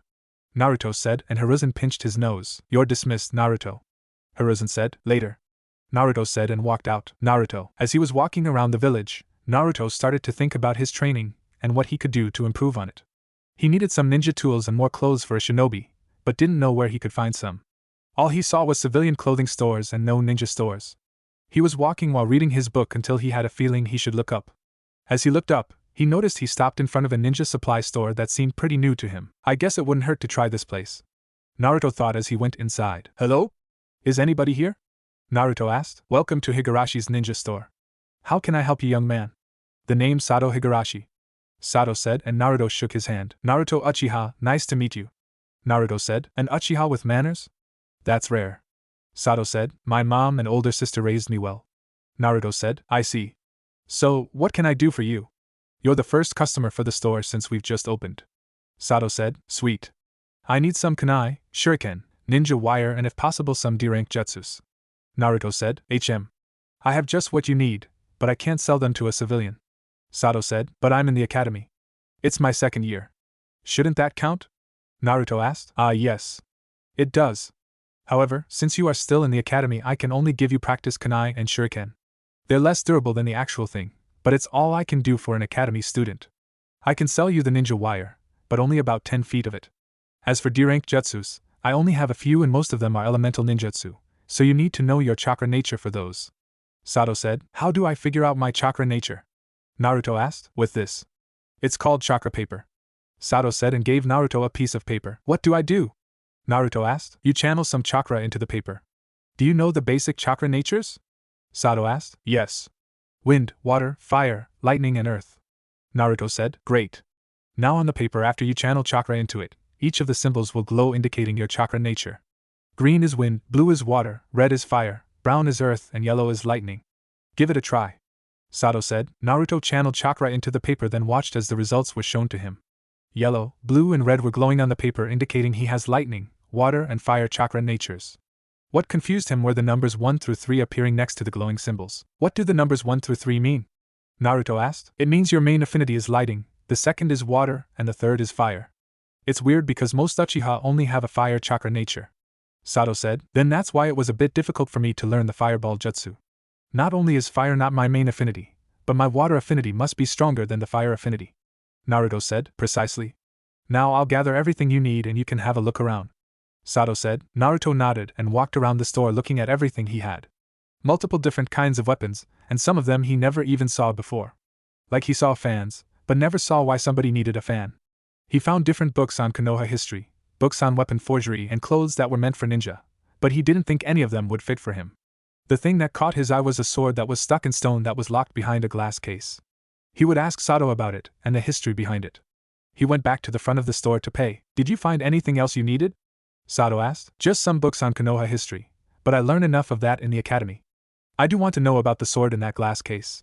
Naruto said. That sword was forged by a good friend of mine 7 years ago. He unfortunately died and never claimed the sword. After my first shop was destroyed by the Nine Tails attack, I found the sword stuck in the ground and I couldn't remove it. As you can see, I had to move the entire slab of earth to keep the sword. Some think that only people the sword deems worthy can hold it, but I personally think only one of his family members can use it. If one of his family members comes and claims the sword, then they can have it. Sato said. Maybe I can give it a try. Naruto said. I tell you what. How about you learn how to use a sword, and when you graduate, I'll let you try to take the sword. How's that sound? Sato asked. Sounds fair. Can you tell me why you have fans for ninja weapons here? Naruto asked. Those are mainly for wind users. They allow them to blast away their enemy with a single swipe. I mainly sell them to Suna Shinobi when they are in the village. They're not as powerful as the larger fans they sell in Suna, but they still pack a punch. They can also shoot out Saban if they want them to. Sato said. Cool. I think I'm done for the day. Naruto said. Alright. I've thrown in 3 elemental ninjutsu for each of your chakra natures and 2 non-elemental jutsus. When you're in the academy, they pay for everything you get from here except special orders. Sato said. Really? How much does a special order cost? Naruto asked. It depends on what you order. Sato said. I noticed one of your books talked about chakra metal. Is it possible to have some kunai and shuriken made out of that to channel elemental chakra through it? Naruto asked. Of course it is. How many do you need? Sato asked. About 500 each. Naruto said, and Sato did the calculations. That's going to cost you about 16,000 yen. Since you won't need them for a few more years, I'll place them on back order. Sato said. What does that mean? Naruto asked. It means that the order is basically delayed. You'll be able to pick them up the day you graduate. If I'm not here, then my daughter will be here. Just tell her your name, and she'll get the order for you. Sato said. Can I pay for them now? Naruto asked. Sure. Since you're the first customer, I'm the new store. I'll throw in the instructions to properly use your chakra natures. Sato said, and sealed everything in a scroll for Naruto. Thanks. Naruto said, and paid for his special order. No problem. If any of your friends need some supplies, tell them about my shop. Sato said. I will. Naruto said and left. He's a good kid. Sato said. Ichiraku Ramen. Naruto still isn't with you today, Natsumi? I am asked. Not yet, but he'll be here. I want my crown back as the queen of gluttony. Natsumi said. Another challenge? What's the record between you two? I am asked. 10-8. I'm behind by 2. I'm feeling really lucky today. Natsumi said. You said that last time and lost. Naruto said as he entered the ramen shop. Oh. Naruto. You're here. I am said. Why didn't you get that excited when I came in here? Natsumi asked, and I am blushed. I am. Well. It's just that you're always here. I am said. He's here just as much as me. Natsumi said. Can we just start? Naruto asked, and then Tucci placed 4 large bowls in front of both of them. Alright. Listen up. We've got another gluttony challenge over here. Natsumi has challenged Naruto for the crown. Do you accept the challenge, Naruto? I am asked. Of course. Naruto said. Everyone gather around and place your bets. I am announced, and everyone bet on Naruto winning except for one person. Alright. Go. I am said. Naruto and Natsumi began digging into their food at a fast pace while listening to the cheering crowd. Everyone except one person may have bet on Naruto winning, but the competition was something that made sure everyone was cheering. This went on for another 2 hours with Naruto having a 1-bowl lead over Natsumi. Tucci and Ayam were working as quickly as possible to keep up with the speed the bowls were being eaten. Natsumi caught up to Naruto and then quickly took a 2-bowl lead. Naruto wasn't going to lose and upped the pace, and now they were tied. Tucci only had enough ramen for 1 bowl, so he made that and sat it between the 2 of them. Done. Naruto and Natsumi yelled. We have a tie. Ayam said. What? How? Natsumi yelled. It's actually not a tie. Naruto said. How? You both ate the same amount of ramen bowls and you both split the tiebreaker bowl. Ayam said. I would have won if I didn't drop a noodle on the ground earlier in the contest. When we eat, the rules state that you must eat every noodle, and I didn't. She's the winner by the rules we set. Naruto said, and Tucci placed the crown on Natsumi's head. Yes. Take that. I'm the queen of gluttony. Natsumi said. You may have won, but you're still behind a game in our little competition. Naruto said, so then nobody wins any money. Natsumi said, not true. I bet on you beating me this time. Naruto said, how much money did he win? Natsumi asked, 1.4 million yen. I said and gave Naruto the money. Nice. Pleasure doing business with you. Natsumi, I need you to come with me. Naruto said and they walked out. Where are we going? Natsumi asked. To the ninja supply shop. Naruto said and she stopped. Let me put on a henge so I can get inside. Natsumi said, there's no need for that. Just trust me on this one. Naruto said, what if I get kicked out? Natsumi asked, then I'll stop doing business with the owner of the shop. Naruto said, Higurashi Ninja Store, are you sure I can be in here? Natsumi asked and looked around. Of course. Naruto said and walked up to the counter to ring the bell. Coming. Sato said from the back. It's me, Naruto. I brought a friend. Naruto said, a friend you say? Who is it? Sato asked as he came from the back. Go on. Introduce yourself. Naruto said, I am a Natsumi Uzumaki. Natsumi said, so this is Kushina and Minato's daughter. She's almost an exact replica of Kushina if it weren't for the whisker marks and blue eyes. Sato thought and looked at Naruto, who nodded to him like he knew what he was thinking. I see. I'm Sato Higurashi. Nice to meet you. Have a look around while I talk to Naruto about his order. Sato said, are you sure? Natsumi asked, of course. Since you're an academy student, everything you pick out is paid for by them correct for special orders. Sato said, thanks. When I'm Hokage, I'll make sure everyone knows about your shop. Natsumi said and ran off. I'm guessing you already know who she is. Sato said, more than you know. Naruto said, how did you find out? It's supposed to be a secret. Sato said, my mom and the Hokage told me. Naruto said, I see. If they told you, then I won't question it. The thing is, does she know you two are related? Sato asked, and Naruto's eyes went wide. How did you know? Naruto asked. Naruto, I was good friends with the fourth Hokage. There are no spiky hair Uchiha, and the only people your mother really hung out with were me, Minato, Kushina and Mikoto. It's not hard to figure out who your father was. I bet you look just like him underneath that mask of yours. Sato said, fine. To answer your question, no, she doesn't know we're related. Naruto said, because of IWA, correct? Sato asked, yes. The third Hokage wants to tell her when she graduates, so hopefully she'll be mature enough to handle it. Naruto said, understandable. Well, she's welcome here anytime she wants. Sato said, and then they heard stuff fall over. Sorry. Natsumi yelled, and then another crash was heard. You may want to hire a clean-up crew. Naruto said, it's fine. I'll just hire some genin for a D rank mission to clean it up. Sato said, that's what a D rank mission is. Naruto asked, yeah. It's basically chores for civilians. I used to be a ninja, but I retired after sustaining a brutal leg injury. That's why I walk with this cane. Sato said, I am not looking forward to doing those. Naruto said, if you get lucky enough, you'll get a teacher who'll let you do the D rank missions quickly or won't have you do them at all. Sato said, hopefully. Naruto said, and then Natsumi came back. I'm back. Natsumi said and put some stuff on the counter. Paint cans, rope, rubber ducks, stink bombs, glue. What is all of this? Naruto asked. I didn't even know I sold that stuff. Sato mumbled. It's for pranking, duh. Natsumi said, I brought you here to get some ninja supplies, but I clearly wasted my time if this is all you're interested in. Naruto said, but he said the academy pays for all of this. Natsumi said, they do, but you have nothing to train with in here. I saw your gear and that is why I brought you to Sato. Naruto said, well, maybe I don't want your stupid help. Natsumi said and walked out. I'll keep these here for her. Sato said, thanks. Naruto said and walked out of the store. Training ground. Naruto was sitting down in a meditative position when all of a sudden his eyes snapped open and kunai started flying at him from all directions. He jumped into the air and twisted around the kunai before he threw them so they'd collide with some of the other kunai. He heard 11 thumping noises and then landed on the ground with a smirk on his face. He looked around and saw 10 targets with a kunai in them. He looked behind him and saw a target behind a big rock with a kunai embedded inside of it.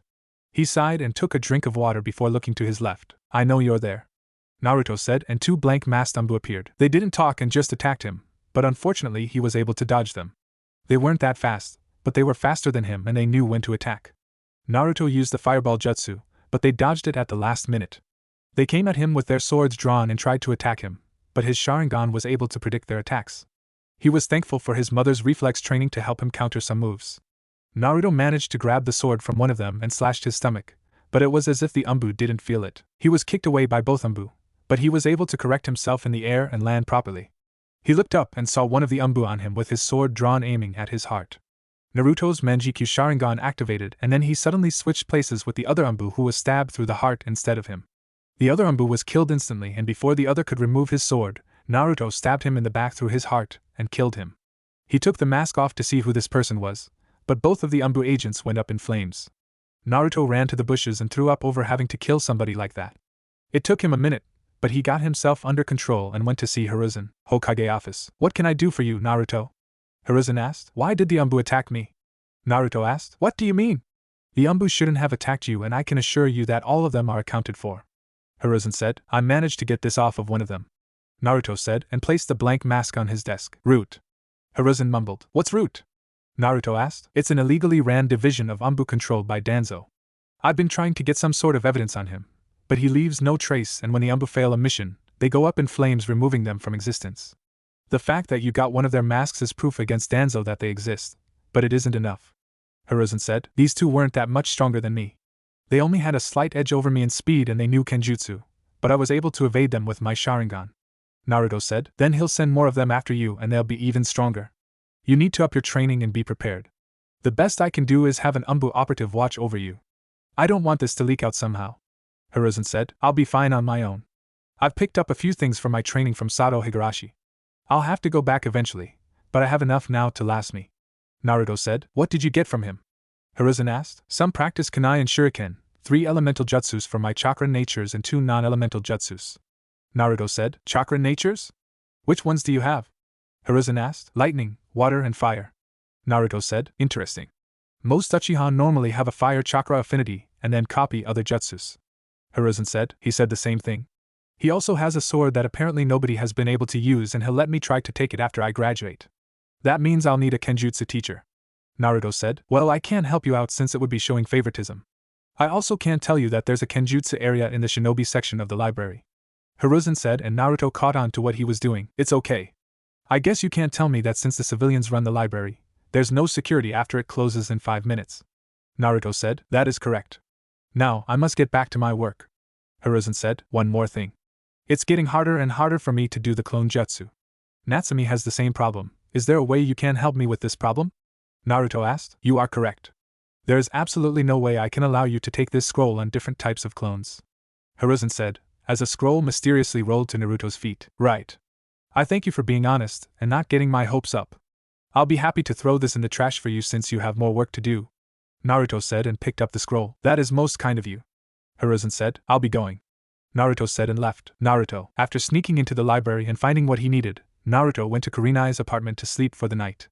On his way there, he heard sounds coming from an alley and rushed into the alley to see a group of civilians and Genin beating up Natsumi. He activated his Sharingan and jumped into action. He used Genjutsu on the Genin who were unable to break it and simply knocked out the civilians before going over to Natsumi. Natsumi, are you okay? Naruto asked, and she slowly opened her eyes. I think I'll be okay. Natsumi said. Come on. I'll take you home. Naruto said, and she climbed on his back. How did you know I was getting beat up? Natsumi asked. I was on my way to my sister's house and I heard noise in the alley. Naruto said. Why is it always you saving me? Why do you hang out with me so much? Natsumi asked. Because I care about you. You mean more to me than you could imagine at the moment. Naruto said, and her eyes started to close. I wish you were my real brother. Natsumi said before she fell asleep. All will be revealed in due time. I just hope you can get strong and mature enough. Naruto thought. He entered her house and placed her on the bed. He was about to leave, but not before leaving some of his practice ninja tools for her and some tips on how to use them. He opened the scroll that Hiruzen didn't give him and saw a jutsu known as the Shadow Clone Jutsu and wrote down the instructions for Natsumi. This jutsu was almost made for somebody like them with huge chakra reserves. While Naruto's were large for his age since he already had low chunin reserves, Natsumi most likely had more chakra than an elite jonin right now. He wrote down some chakra control exercises for her as well and then finally left. He had 5 more years until he graduated and began his ninja career. His main priority right now was to become as strong as he possibly could before he would become part of a genin team. Kenjutsu, ninjutsu, taijutsu, genjutsu and medical ninjutsu was everything he would be working on for the next 5 years. He may have to skip some days of school, but he really didn't care since they weren't really learning anything. 6 years have gone by and Naruto has grown to an acceptable level. He was a mid-chunin level ninja with some field experience thanks to him constantly having to fight off Danzo's root Umbu that he sent after him. Naruto was thankful for them attacking and trying to capture him because it helped him hone his skills. He was so thankful that he sent Danzo a thank you letter in the mail, which was written on the back of an explosive tag. He trained exactly how his mother trained him and even added more to the regime thanks to Anko and Kurenai giving him some tips. He was an all-around shinobi having trained in every aspect of being a ninja and didn't finish anything until he had it down completely. Natsumi called him a perfectionist, but Naruto told her that he didn't want to make any mistakes in battle. His ninjutsu was high level thanks to him increasing his arsenal, but he didn't learn anything higher than a C-rank jutsu.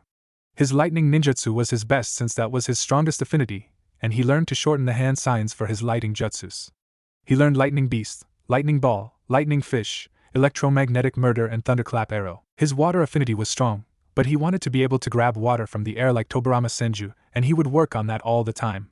Water style, raging waves, water style, liquid bullets, water clone jutsu, water style, raging rapids and water style, water wall were all the water jutsus he's learned so far. His fire affinity was good, but it would always be his weakest affinity since he had a strong affinity to water.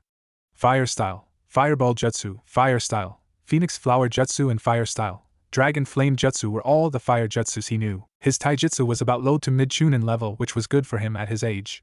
He never worried about not being good enough since he knew he could always improve. His fighting style revolves around using pressure point attacks to damage his opponent's vital points, and he was a completely physical fighter. Adding that with his Sharingan's ability to slow down his opponent so he can see their moves, and it would be a deadly combination as he got stronger. His speed was low Jonin level thanks to the resistance seals he wore. He took them off once a year and ran around the village to get used to his speed. That turned out to be the wrong thing for him because every time he ran, an eccentric Jonin he learned to know was my guy would always catch up to him going on about the springtime of youth, and after a while Naruto started to ignore him. His genjutsu was arguably the best in the village thanks to his Sharingan, but he learned a few that worked without his Sharingan as he was keeping it a secret. His Fuinjutsu skills were good as well since he reached level 5 on his own, which impressed Hiruzen. His medical ninjutsu was good, but he could use some work on it, and the nurses in Konoha were useless since they barely knew what they were doing. He learned the Mystic Palm Jutsu, medical water jellyfish and water mosquito. His Kenjutsu skills were low Chunin level as Anko and Kurenai introduced him to their friend Yugao, who was a Kenjutsu specialist. They were shocked when Naruto said he knew she was a member of the Umbu Black Ops, and when they asked how he knew, he simply told them that she's the only person other than Anko with purple hair in the village. His Manjikyu was never used again after the first time against the Umbus since he wanted to focus on his other skills and not become too reliant on the Manjikyu. He read the tablet again and confirmed his suspicions that it was being tampered with because his ability was now on there. His ability was called the Minodajikura, which allowed him to shift himself between spaces, causing anything currently occupying the space he targets to swap places with him. He didn't know who was tampering with the tag, but it must have been somebody able to sneak into Konoha unnoticed. Over the years he became friends with Eino Yamanaka, who was one of Sasuke's fangirls, but she was pretty smart. She cared more about her looks than her skills, but that changed when Natsumi embarrassed her in a spar they had. She went home after then and had her father teach her some of their clan jutsus. Naruto recommended that she learn something else as well, but she said she'd wait for her Jonin instructor to teach her something. She still had her fangirl moments, but she was a good friend to Naruto. Natsumi was still the same except she grew taller. Her skills were at a mid-genin level, and she always tried to push herself too hard to reach Naruto's level, but he explained that she should work at her own pace and rest was important. She knew the Shadow Clone Jutsu, and like Naruto she learned it with ease. However, during the academy she kept trying to do the clone jutsu as she would get teased and bullied for not being able to do the simplest jutsu. Her classmates nicknamed her Tomato thanks to her red hair, and she turned into a menace whenever somebody called her that. Teachers started to call her the second coming of the red-hot habanero, and they were terrified of her. The only person able to calm her down when she went on a rampage was Naruto, but he barely showed up to the academy. His attendance caused him to be at the bottom of the class, but he didn't care. Graduation came by this week and everyone was separated into groups to get everything done quicker throughout the week. He was late to his, but he had an actual reason. The day of his graduation test was on his mother's birthday, and he was at the memorial stone for nearly 4 hours. He was excused by Iruka since he learned from Natsumi that Naruto's mother died when Iruka noticed he would never come to school at all on a specific day every year. Right now Naruto was sitting in class watching the remaining students take the test for their headbands. Ino and Sakura were arguing over Sasuke with his other fangirls who Naruto wondered how they even passed. Kiba was bragging about his skills to Shino, Choji and Shikamaru were in the middle talking to each other, and Natsumi was patiently waiting for her turn. Hurry up. I'm ready for this damn test. Natsumi said, relax. You're up next if I'm not mistaken. Naruto said, it's not, she'll pass. She can't even do the clone jutsu. Kiba said, and everyone laughed at Natsumi except Ino and Naruto. How about a bet, Kiba? Naruto asked. What's the bet? Kiba asked. I bet Natsumi will pass the test with flying colors. Naruto said, oh yeah? If she doesn't then she has to be my servant for the next 3 months. Kiba said, alright. When she does, you have to lick your dog's ass. Naruto said, hell no. Kiba said, oh? Is that Kiba denying a bet? Are you a pussycat? Naruto asked, and that set Kiba off. Deal. Kiba said and shook Naruto's hand. Dumbass. Natsumi thought. Natsumi Uzumaki, you're up. Iruka said, you got this, girl. Ino said, I know. Natsumi said, use the shadow clones. Naruto whispered, I can't. It has to be the clone jutsu. Natsumi whispered, no, it has to be a clone jutsu. They never specified which one. Naruto whispered, you're right. I'll be back with my headband. Get ready to lick some dog ass, Kiba. Natsumi said, exam room. Alright, Natsumi. Please perform the substitution jutsu. Iruka said, you got it. Natsumi said and switched places with a chair before switching back. Good job. Next, perform the henge. Iruka said, okay. Natsumi said and had a devious grin. No, wait.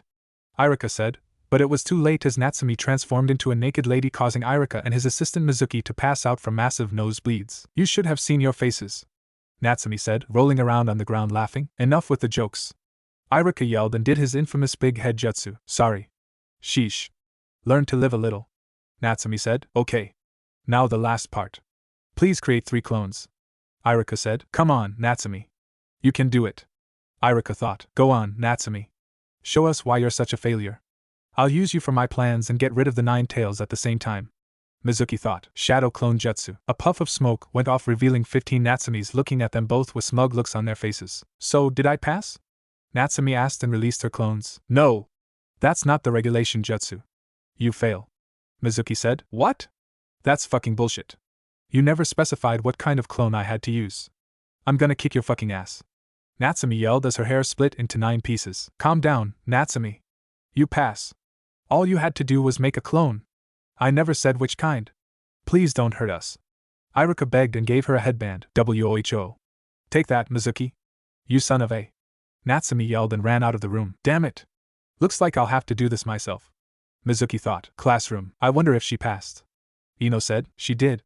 Naruto said while reading a book. How can you be so sure? Ino asked. Because I know her. Naruto said and the door was kicked open. I passed, yes. Natsumi yelled. Who. Ino yelled and ran to give her a hug. What? There's no way you passed. Kiba yelled. Well, I did. Believe it. Natsumi said. You know what that means, right, Kiba? Ino asked and he paled. No. I'm not doing it. Kiba said. A deal is a deal. Lick Akamaru's ass. Natsumi said and Akamaru plumped his in up for Kiba as if he understood what was going on. You can't make me. Kiba said and then he couldn't move. I can. Shikamaru said as he caught Kiba with his shadow possession jutsu. Say ah, Kiba. Natsumi said and Shikamaru made Kiba open his mouth to lick Akamaru's ass. Wow, Kiba. We didn't know you felt so strongly about Akamaru. Ino said and everyone laughed. Kiba Inuzuka. What are you doing? Iruka yelled as he came into the classroom. He was just showing Akamaru how much he loved him. Ino said and Shikamaru dropped his jutsu. What you do at home is your business, but do not bring it to the classroom. Iruka said, I was forced to do it. Kiba said, he's lying. He just held up his end of a bet. Natsumi said, sometimes they make me regret being a teacher. Iruka thought and rubbed his temples. Listen up. It's time to announce the Rookie of the Year, Kunoichi of the Year and the Dead Last. Iruka said, yes. Natsumi said, Rookie of the Year goes to Sasuke Uchiha. Iruka said, HN. Sasuke said, Kunoichi of the Year goes to Sakura Haruno. Iruka said, what? That's bullshit. Natsumi yelled, she's right. Natsumi was only slightly behind Sakura academically and blew her out of the water in everything else. Iruka thought, I demand a recount. Natsumi yelled and, I'm sorry, but it's what Mizuki put on here when he tallied the scores for this year. Iruka said, ha! Sakura said and stuck her tongue out at Natsumi. Alright. The dead last is Kiba Inuzuka. Iruka said, what? There's no way Naruto finished above me. Kiba yelled, well, it's true. Naruto would have been the Rookie of the Year, but he only came to class like 10 days a month. He has the highest scores in everything except his attendance. Now, tomorrow will be team assignments and the beginning of your ninja careers. Congratulations to everyone who passed. Iruka said and walked out the room. So, who wants to celebrate? Natsumi asked. You can't. You need to come with me. Naruto said. Is this another challenge? We're tied at 35 apiece. Natsumi said. No. It's something even better than that. Just come with me. Naruto said and they left. Village. So, what's so important that you can't tell me? Natsumi asked as they were walking through the village. Just be patient. Naruto said. I can't believe she graduated. A civilian whispered. Good thing I pulled my daughter out of the academy. I can't believe the Hokage let that thing become a ninja. We should have killed the demon when we had the chance. Naruto, you'd never lie to me, right? Natsumi asked. Of course not. Why? Naruto asked. So if I were to ask you a question, you'd answer it honestly? Natsumi asked. Of course. Naruto said. Do you know why people keep calling me a demon and treating me like I'm a contagious disease? Natsumi asked. Yes. Naruto said. Can you please tell me why? Natsumi asked. I wish I could, but the old man wants to tell you. Just hear him out before you say anything. Naruto said. Why can't you tell me now? Natsumi asked. Because it's an S-rank secret. Naruto said as they reached the Hokage tower. I never knew that hating somebody is a secret. Natsumi said, and they walked in the office. Yo, old man. We're here. Naruto said. Do you believe in knocking? Hiruzen asked. Only on Enko and Kurenai's doors. Naruto said. I see. So, what brings you here today? Hiruzen asked. He said you have something to tell me. Natsumi said. She's ready. Naruto said, and Hiruzen sealed the room. Have a seat, Natsumi. Hiruzen said. Ask anything you want. Naruto said. Why do the villagers hate me? Natsumi asked. Tell me, what do you know about the Nine Tails attack? Hiruzen asked. That the 4th Hokage killed it 13 years ago. Natsumi said. That's not what happened that night.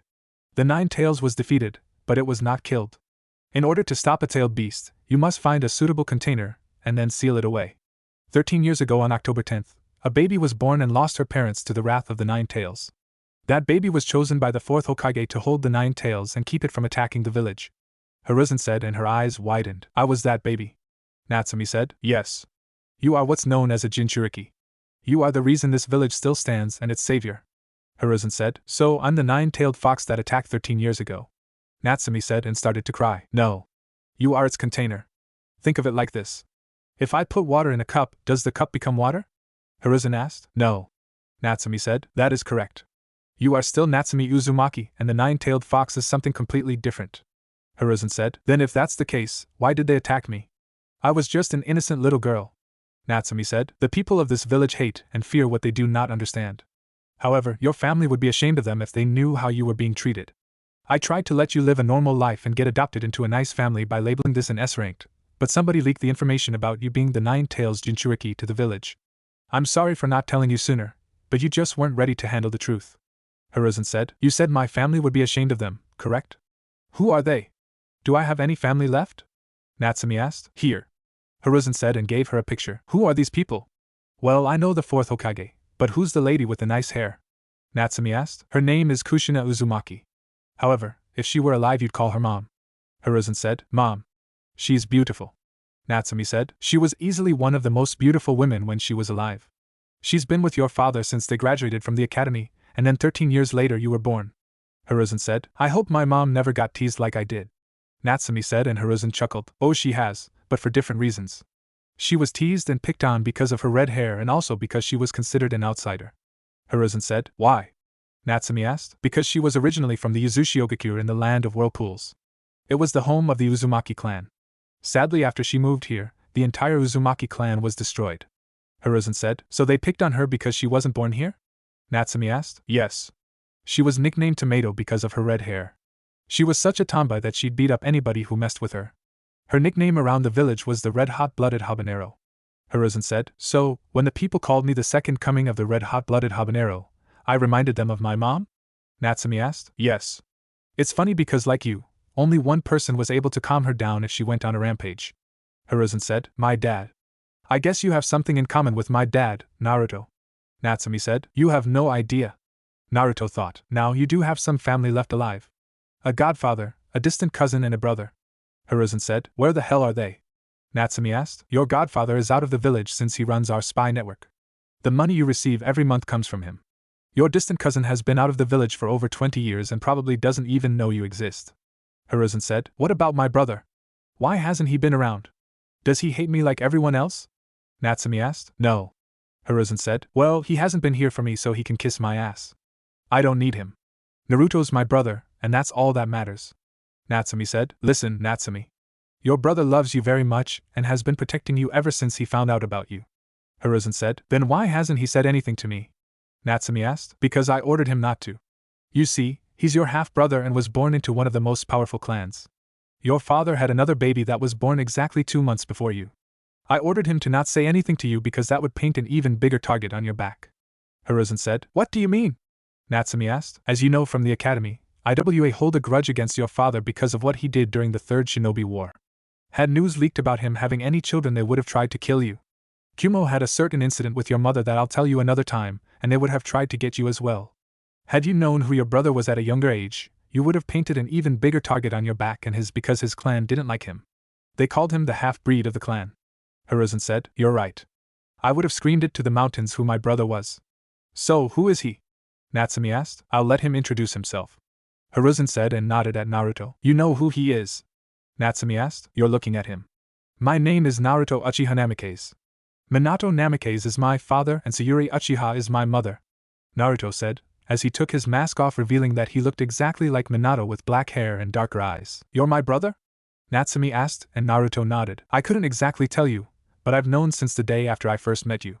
I was supposed to keep my distance from you, but that wasn't going to happen, so I was assigned an S-ranked mission to protect you from any civilian or ninja that tried to harm you. Now that you've graduated the academy, my mission is complete," Naruto said, and Natsumi gave him a bone-crushing hug. "I can't believe it. This whole time I've been saying you're my brother and only family I have, but I was telling the truth without even knowing," Natsumi said, and Naruto hugged her back. "Now that you know about your family, what are you going to do?" Hiruzen asked. "I'm gonna train even harder than before. I have a clan to represent," Natsumi said. "That is good to hear. Now you must keep this a secret to keep it from spreading to the other nations. I'll reveal your heritage the moment you can handle a Chunin-level ninja. So, in 6 months I want you to be a Chunin-level shinobi," Hiruzen said. "What about Naruto?" Natsumi asked. "I'm already a Chunin-level ninja. Mid-Chunin to be exact," Naruto said and put his mask on. "That's not fair," Natsumi said. "You spent most of your time pranking the village. While I was training, you were playing? Did you even use any of the material I gave you other than the shadow clones?" Naruto asked. "Sort of. I did all those chakra control exercises and looked at that taijutsu style. Other than that I haven't looked at anything else," Natsumi said. "You need to train seriously now. I can't have my little sister being weak," Naruto said and ruffled her hair. "Stop that. You're only older than me by 2 months. It doesn't count," Natsumi said and turned her head away. "As funny as this is, I believe I have something for you both," Hiruzen said and gave both of them a scroll. "What's in it?" Natsumi asked. "I don't know. The last thing Kushina said to me was that they had these scrolls left for the two of you," Hiruzen said, and they unsealed the contents of the scrolls. "What is this?" Natsumi asked. "It looks like your mom left some ninjutsu scrolls for you and her Konoha headband," Hiruzen said. "Cool. Hey, what did you get?" Natsumi asked. "A bunch of tri-pronged kunai and some space-time ninjutsu scrolls," Naruto said. "Well, it seems the two of you have some work to do. However, I recommend that you wait until you're ready for them," Hiruzen said. "You're right. Natsumi, come here," Naruto said. "What do you want?" Natsumi asked, and Naruto drew a seal on her arm that disappeared. "I just put a storage seal on your arm. That way you don't have to worry about losing the stuff your mom gave you," Naruto said. "Sweet. That sealing stuff seems complicated, but I'll give it a try," Natsumi said. "Well, you two must be going now. I have important matters to attend to," Hiruzen said and unsealed the room. "In other words, you've been putting off your paperwork again," Naruto said. "Shame on you, old man," Natsumi said. "Damn kids." Hiruzen mumbled and they laughed, but Naruto whispered something in his ear, making his jaw drop. "Let's go, Natsumi," Naruto said. "What did you tell him?" Natsumi asked. "It's a secret.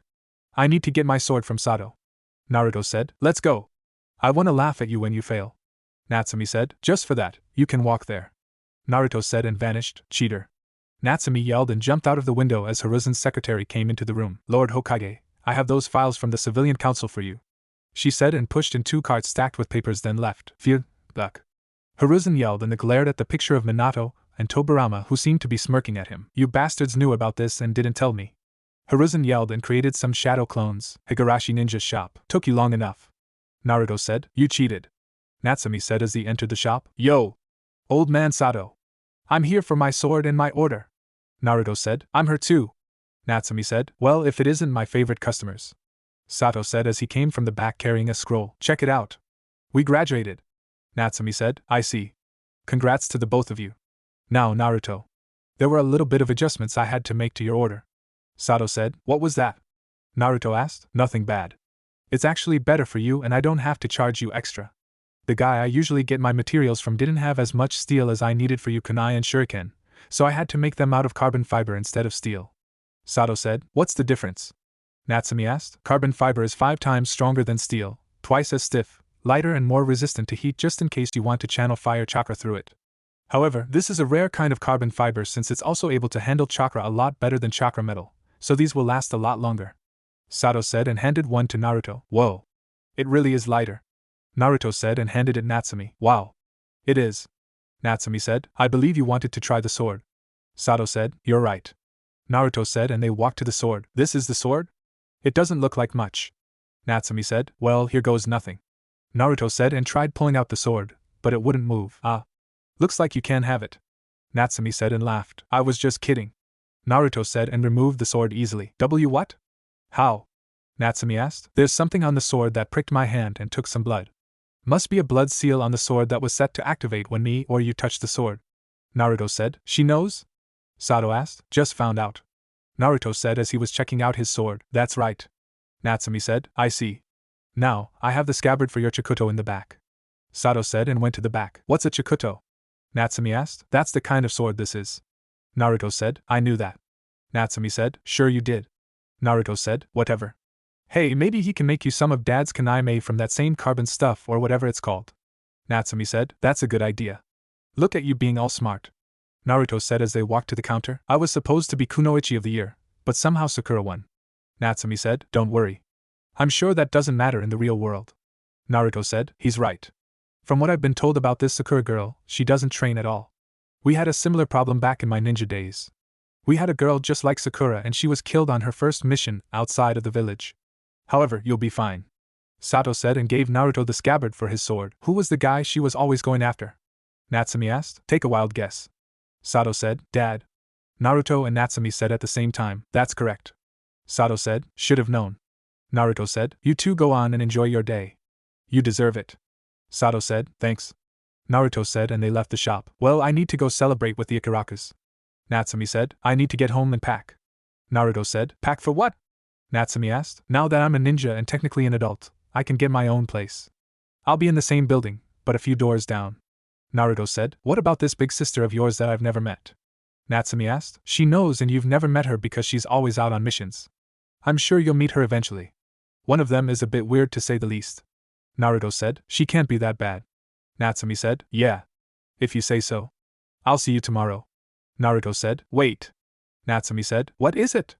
Naruto asked and she gave him a hug. I just want to say thank you for everything and keeping me safe. Natsumi said. No problem. Naruto said and left Kurenai's apartment. I'm back. Naruto said. Well, look who finally decided to show up. Anko said. What are you doing here? Naruto asked. What? I can't come and see my cute little brother? Anko asked. She hid the dango behind the two boxes on the top shelf concealed by a genjutsu. Naruto said. Thanks. Anko said and ran to the refrigerator. So, what are you doing today? Naruto asked. Got some people to interrogate. Hopefully I can use all my tools this time. Last 3 people gave up in 5 minutes. Anko said, as she was stuffing her face with dango. Then instead of jumping into the whole crazy act, try off slow then work your way up. Naruto said. Meh. Not my kind of thing. Anko said. Apparently. Naruto mumbled. So, how long has the academy been out? Anko asked. I don't know. Maybe an hour. Why?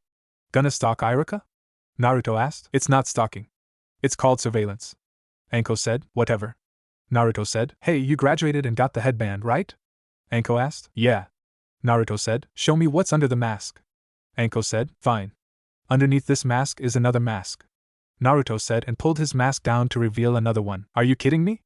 I've been attacking you for your whole life just to see another mask. Anko yelled. Well, not many people have seen me without the mask. Only my mom, the old man, Kurenai and Natsumi have seen me without it. Naruto said. But I'm your sister. I should see it too. Anko said and Naruto sighed. Fine. First, do you know who my father is? Naruto asked. No. Kurenai does, but she won't tell me. Anko said. Well, you're about to find out? Naruto said and removed his mask showing his real face. Holy shit. You're hot. I mean, I know I'm your sister, but damn. I see why you wear the mask. Anko said. Don't tell anybody. Don't even give a hint that I'm cute. Naruto said. You're not cute. You're fucking hot. Anyway, I won't tell anybody. So, the 4th Hokage, huh? I'm guessing you know Natsumi is your sister. Anko said. How'd you know she was the 4th Hokage's daughter? Naruto asked. Please. A redhead girl with blue eyes, a heavy ramen addiction, a habit of screaming about becoming Hokage, a temper that scares adults and hair splitting into 9 pieces when she's angry? If that doesn't scream Kushina, then I don't know what would. Anko said. Well, when you put it like that, I guess it is kind of obvious. Naruto said. I can't wait to meet her and mess with her. Anko said. That is something I don't mind waiting for. Anyway, when will Kurenai get back? Naruto asked. She should be back by tonight. Why? Anko asked. Well, I'm moving out today. My apartment is down the hall and I wanted to let her know which one it is. Naruto said, that is right. Why are you moving out again? Anko asked, other than the fact that I'm technically an adult? Well, Kurenai and Asuma don't know what a silencing seal is, and I get tired of hearing you drunk crying over Irika whenever he looks at another girl for 5 seconds. I just need my own space, and I've seen you drunk passed out on the couch naked way too many times. Naruto said, I didn't see you complaining. Anko said, you threw a kunai at my head. I didn't have time to complain. I was too busy trying to live. Naruto said, sorry about that. Anko said, why don't you stay at your own place anyway? Naruto asked, it gets lonely sometimes, and I know Kurenai doesn't mind if I crash here. Anko said, what about you, Gao? Naruto asked, no. Hate coughs too damn much for me. Anko said, well, maybe you should just ask Irika out on a date. Naruto said, why the hell would I do that? Anko asked, because you love him. It's just as simple, will you go out with me? Drop the crazy chick act for once and be a lady. Naruto said, what if he rejects me? Anko asked as she slumped into the couch, then I'll buy you a year's supply of dango and red bean soup. Naruto said, deal. Anko said and vanished. Next day, as of today, everyone in his classroom is now considered a ninja. What comes next will be far more difficult. You're only a genin, first level ninja. All the genin would usually be grouped into 3-man squads, but since we have an odd number of students that graduated, one team will have 4 genin. Each squad will be led by a jounin. Any questions before I call out the teams? Irika asked, where's Mizuki-sensei? Sakura asked, unfortunately, Mizuki will not be part of the academy anymore. He's being sent to a different division. Irika said, more like prison. Why would he try to steal the forbidden scroll? Irika thought, well, someone's going to be in Sasuke's group. I wonder who. Ino said, I don't know. Sakura said and glared at Ino, a group? That'll only slow me down. Sasuke thought, let's see. My ideal team would be me, Naruto, and maybe Ino. I mean, we all get along. As long as Sakura isn't on my team, I'll be fine, I guess. Natsumi thought and missed the first 6 squads that were announced. Squad 7. Natsumi Uzumaki, Sakura Harino, Sasuke Uchiha, and Naruto Uchiha. Irika said, damn it. Why is she on my team? She's useless. Natsumi thought, I won't be on Naruto's team. Hinata thought, next Squad 8. Hinata Hyuga, Kiba Inuzuka, and Shino Aburame. Irika said, woohoo. Oh yeah. I've got the best squad. Kiba said, ugh. How did Sakura get in Sasuke's group? Ino asked, I don't get it. What do you see in a guy like that? He's not so special. Shikamaru said, you are so beyond clueless, Shikamaru. Don't you get it? Ino asked, enough. Squad 10. Ino Yamanaka, Shikamaru Nara, and Choji Akimichi. Those are all the squads. You have an hour to do as you want until your team Jonin shows up. Try to be back in 45 minutes. Irika said and left. Hey Naruto. Wanna try some of my lunch my mom prepared for me? Ino asked. Today's the day I see what he's hiding under that mask. Ino thought, he's already gone. Natsumi said, when did he leave? Ino asked, as soon as our team was announced. Natsumi said, damn it. He will show me what's under his mask. Ino said, why do you want to see what's under his mask so badly? He's probably ugly. Sakura said, I can tell you right now that he's not ugly. Natsumi said, how do you know? Sakura asked, he showed me what he looks like underneath it. He looks better than Sasuke, that's for sure. Natsumi said, you take that back. Sakura yelled, can you stop yelling? Your voice is annoying. Natsumi said, your face is annoying. Sakura said, I look better than you. You big forehead freak. Natsumi said, you take that back. Sakura yelled, make me. Natsumi yelled. Sakura jumped at Natsumi with the intent to hit her, but she slipped off the desk and was headed towards Natsumi face first. Natsumi smirked and then used the substitution jutsu on an unsuspecting Kiba, causing everyone to gasp. Kiba was on the floor with Sakura on top of him, and they were kissing. However, Kiba was in the better position if you asked him because of the placement of his hand, which was on one of Sakura's breasts. Sakura got over her shock and screamed at the top of her lungs, Kiba, you pervert. Sakura yelled and started to beat him up. Wow, Sakura. I didn't know you liked Kiba. Natsumi said, shut up. Sakura yelled, Hokage office. Well, there goes Natsumi. She's always causing trouble. Hiruzen said, looks like you've got your hands full, Kakashi. Luckily you have Naruto on your team to keep her calm. Asuma said, is that the most promising student, Sasuke Uchiha? A Jonin asked. Yes. Hiruzen said, he's one of the 2 survivors from the Uchiha clan. Kurenai said, that's right. However, I don't believe he's the most promising student in the class. Hiruzen said, what makes you say that? He's naturally gifted and is the rookie of the year.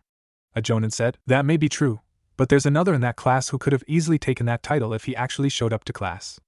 Hiruzen said, Naruto. Kurenai said, the half-breed? A Jonin asked. She's telling the truth. He trains non-stop and the only time he's not training is when he wants to take a break for a few days. Asuma said. I'm guessing the days he wasn't training were the days he decided to go to the academy. A Jonin said. That is correct. However, he was always late to class. Kurenai said. Why was he late? Asuma asked. He claimed to be walking, but the Inuzuka dogs would be trying to kill Black Cat, so then he'd always have to take the long way around. Kurenai said, and everyone looked at Kakashi. What? It sounds like a reasonable excuse to me. Kakashi said. Of course it does. Kurenai mumbled. You all have your teams. It's time to go and meet them. You have until tomorrow to test them and report back to me. Hiruzen said, and all the Jonin vanished. Ninja Academy. So, what do you think of my team, Ino?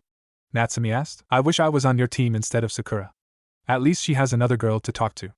I'm stuck with Lazy Bones and the Bottomless Pit. Ino said. I highly doubt Sakura and I would talk. If we do, it'll probably be an argument. Natsumi said. Well, hopefully we can get this day over with and go shopping. Ino said. Shopping for what? I'm already stocked up on ninja supplies. Natsumi said. For cute dresses and stuff. Sure, we're ninja, but we have time off. I'm sure we'll get to go out and have fun. Ino said. I guess you're right. Hey, Hinata, do you want to come with us? I'm sure you can find something to impress Naruto. Natsumi said, and Hinata blushed. I don't know what you mean. Hinata said and started to poke her fingers together. Why would any girl want to date him? He's just a half-breed. Kiba said. A half-breed that constantly kicked all of your asses without even trying during a spat. Oh, and I also don't lick dog ass. Naruto said. When did you get back? Natsumi asked. 5 minutes ago. Naruto said. Where'd you go? Ino asked. To place an order. I only came back because I thought our Jonin instructor would be here by now. Naruto said and stood up. Now where are you going? Natsumi asked. To talk to my mom.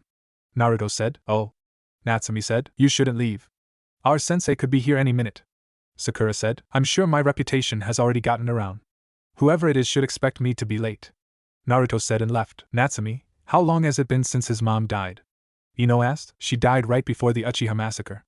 Naruto only survived because he isolated himself from everybody. Natsumi said. How'd she die? Ino asked. From what I know, she had a disease that none of our doctors could cure. All they figured out was that it wasn't contagious. She died right in his arms. Natsumi said. That's so sad. I don't know what I'd do if I lost any of my parents. Ino said, and then the door opened as 2 people came in the room. Who are you 2? Natsumi asked. I'm Kurenai Yuhi. Teammate, come with me. Kurenai said. Wow. Our Jonin instructor is such a babe. Kiba said as they were walking out the door. Guess I'll have to beat that pervertedness out of him. Kurenai thought. I'll see you later, Asuma. Kurenai said. Yeah. I'm Asuma Sarutobi. Team 10, come with me. Asuma said. Finally. I'll see you later, Natsumi. Ino said as they left the room. Bye. Now, where's our Jonin sensei? Natsumi asked. 3 hours later. Gah. He's late. Natsumi said. Natsumi, just sit down. Sakura said. I don't want to. How come our teacher's the only one that's late? Natsumi asked. You aren't this upset when Naruto's late. Sakura said. Well, of course not. He's known for being late, but our Jonin instructor should have been here. Natsumi said and grabbed an eraser before propping it up in the door. Hey! What are you doing? Sakura asked. That's what he gets for coming late. Natsumi said. You're asking for trouble. You know you shouldn't do that. Sakura said. Blah blah blah. You're not my mother. Natsumi said. Our teacher is a Jonin. An elite ninja. You think he's going to fall for that? Sasuke asked. Sasuke's right. You're so clueless, Natsumi. Sakura said. Somebody came to the door, making them stare at it and wait with anticipation to see who it was. A head of silver hair poked its way into the door and was hit upside the head with the eraser, causing each of them to have different reactions. I got him. He fell for it. Natsumi said and started to laugh at him. I'm sorry, sensei. I tried to stop her, but she wouldn't listen. I'd never do anything like that. Sakura said. He actually fell for that cheap trick? Is this guy really a Jonin? Sasuke thought. How can I put this? My first impression of this group, you're a bunch of idiots. I'm Kakashi Hatake, your Jonin instructor. Meet me on the roof in 2 minutes. Kakashi said. What about Naruto? He's not here yet. Sakura said. He's on the roof already. Kakashi said. Rooftop, all right. Introduce yourselves one at a time. Kakashi said. Introduce ourselves? What are we supposed to say? Sakura asked. Things you like? Things you hate? Dreams for the future? Your hobbies? Things like that. Kakashi said. How about you go first? We already know each other, but we don't know you. Natsumi said. Me? I'm Kakashi Hatake. Things I like and things I hate, I don't feel like telling you that. My dreams for the future? Never really thought about it. I have lots of hobbies. Kakashi said. All he really told us was his name. Sakura said. Okay. Your turn. You on the right. You're first. Kakashi said. I'm Natsumi Uzumaki. What I like is my brother, ramen, training, my red hair and pranking people. My dislikes are perverts, rapists, dickheads, douchebags, kiba, people who call me tomato and people who can't tell the difference between water and the cup it's in. My hobbies are pranking and training. My dream for the future is to become Hokage. Natsumi said. She's different from what I expected. Kakashi thought. Next. Kakashi said, I'm Sakura Haruno. What I like, I mean the person I like is my hobby is my dream for the future is. Sakura said and let out a squeal. What do you hate? Kakashi asked. Natsumi. Sakura yelled. Kiss my ass, Pinky. Natsumi yelled. Girls her age are more interested in boys than ninja training. Kakashi thought. Alright, next up. Kakashi said, my name is Sasuke Uchiha. I hate a lot of things and I don't particularly like anything. What I have is not a dream because I will make it a reality. I'm going to restore my clan and destroy a certain someone. Sasuke said. Sheesh. Lighten up a bit. Natsumi thought. Sasuke is so hot. Sakura thought. Just as I thought. Kakashi thought. Alright. Last one. Kakashi said, my name is Naruto Uchiha. My likes, I have a few of them. Dislikes, well, everything I dislike is dead except for a certain root problem and tyrants. My dream for the future? I guess get married and start a family. Naruto said. So, you want to restore the Uchiha clan as well? Kakashi said. I just said everything I dislike is dead. Why would I want to restore that clan? My family may have the Sharingan, but we won't be associated with the Uchiha clan. I plan on taking my father's name soon and dropping the Uchiha name for good. Naruto said. What did you say, you pathetic half-breed? Sasuke asked. You heard me. Why should I care about the Uchiha clan when they didn't give a damn about me? Isolating me and my mother just because she was a part of the clan's fetish for keeping it in the family. The only other clan that is okay with incest is the Hyuga clan. Naruto said, and Sasuke tried to attack him, but Naruto countered and pinned him to the ground. Let go of me. Nobody will disrespect the Uchiha clan as long as I'm around. Sasuke said. Look at you. Weak and pathetic. The so-called prodigy of the Uchiha clan. A name that was given to you by ninja and civilians who kiss your ass to feed your ego. You're nothing compared to me and don't forget it. Look at you, squirming underneath my foot. Pathetic. Your lucky Mikoto is your mother or I would have killed you and sent you to live with the rest of that pathetic clan. This is your only warning. Naruto said and released Sasuke. What the hell was that? He's never acted like this before. Natsumi thought. How dare he touch Sasuke like that? Sakura thought. Maybe it was a bad idea putting them on the same team. Kakashi thought. Alright. Well, each of you are unique and have your own ideas. We'll have our first mission tomorrow. Kakashi said. What kind of mission? Natsumi asked. It's a task that the 5 of us will do together. Kakashi said. What is it? Natsumi asked. A survival exercise. Kakashi said. Huh? Survival exercise? Natsumi asked. I thought we were supposed to have a real mission, not more practice. We already did this stuff in the academy. Sakura said. You and Ino both failed that part of the academy. Natsumi said. Shut up. Sakura yelled. Bite me. Natsumi yelled and they glared at each other. This is not like your previous training. Kakashi said. Then what kind of training is it? Natsumi asked. If I tell you, then you're not going to like it. Kakashi said. Tell us. Natsumi said. Fine. Usually out of the 27 graduates, but this year it's 28. Usually only 9 will be accepted as a Genin, however thanks to the odd number of graduates this year, it'll be 10 that will be accepted as a Genin. The other 18 will be weeded out and sent back to the academy. This is a make or break it pass-fail test and the chance that you'll fail is nearly 70%. See? Didn't I tell you that you wouldn't like it? Kakashi asked. That's complete bullshit. What the hell was the point of us graduating? Natsumi asked. Sheesh. The mouth of this girl. Kakashi thought. That was just to select candidates who may or may not become Genin. That's how it is. I decide whether you pass or fail. Meet me at Training Ground 7 at 5 a.m. and bring your ninja gear. Kakashi said. Well, I'm not gonna fail this test. My mom and dad would be so disappointed in me. That and I have to become Hokage. Natsumi thought. If I fail, I'll be separated from Sasuke. This is a trial of love. Sakura thought. That's it. You're dismissed. Oh, and don't eat breakfast or else you'll puke. Kakashi said and went up in smoke. Hey Sasuke. Maybe we should train together. Sakura said and Sasuke just walked away. Want to train with us, Sakura? Natsumi asked. If you're gonna be there then no. Sasuke, wait up. Sakura said and ran off. Stupid fangirl. Ready to train? Natsumi asked. Sure. Naruto said. Oh, and I've got this kick-ass secret technique that boosts my speed and power. I've got to show you. Natsumi said. Let's go then. Naruto said and grabbed her shoulder then vanished. After training all night, Naruto and Natsumi arrived at Training Ground 7 ready for their test. Natsumi showed Naruto her secret technique and he was a bit worried, but she showed him that she could handle it with no problem. They arrived at 7:30 since Naruto explained to her that he found out Kakashi was always 3 hours late like him. so they agreed to show up at 7:30 after eating breakfast. Sakura tried yelling at them, but they both ignored her and sat down. Sasuke glared at Naruto, but he wasn't even paying attention to Sasuke since he was reading the sealing book left by his father. 30 minutes later, Kakashi finally arrived. "Morning, everyone. Ready for your first day?" Kakashi asked. "You're late," Sakura yelled. "Well, a black cat crossed my path, so I had to take the long way," Kakashi said. "Does this cat have a scar over its left eye and two different colored eyes?"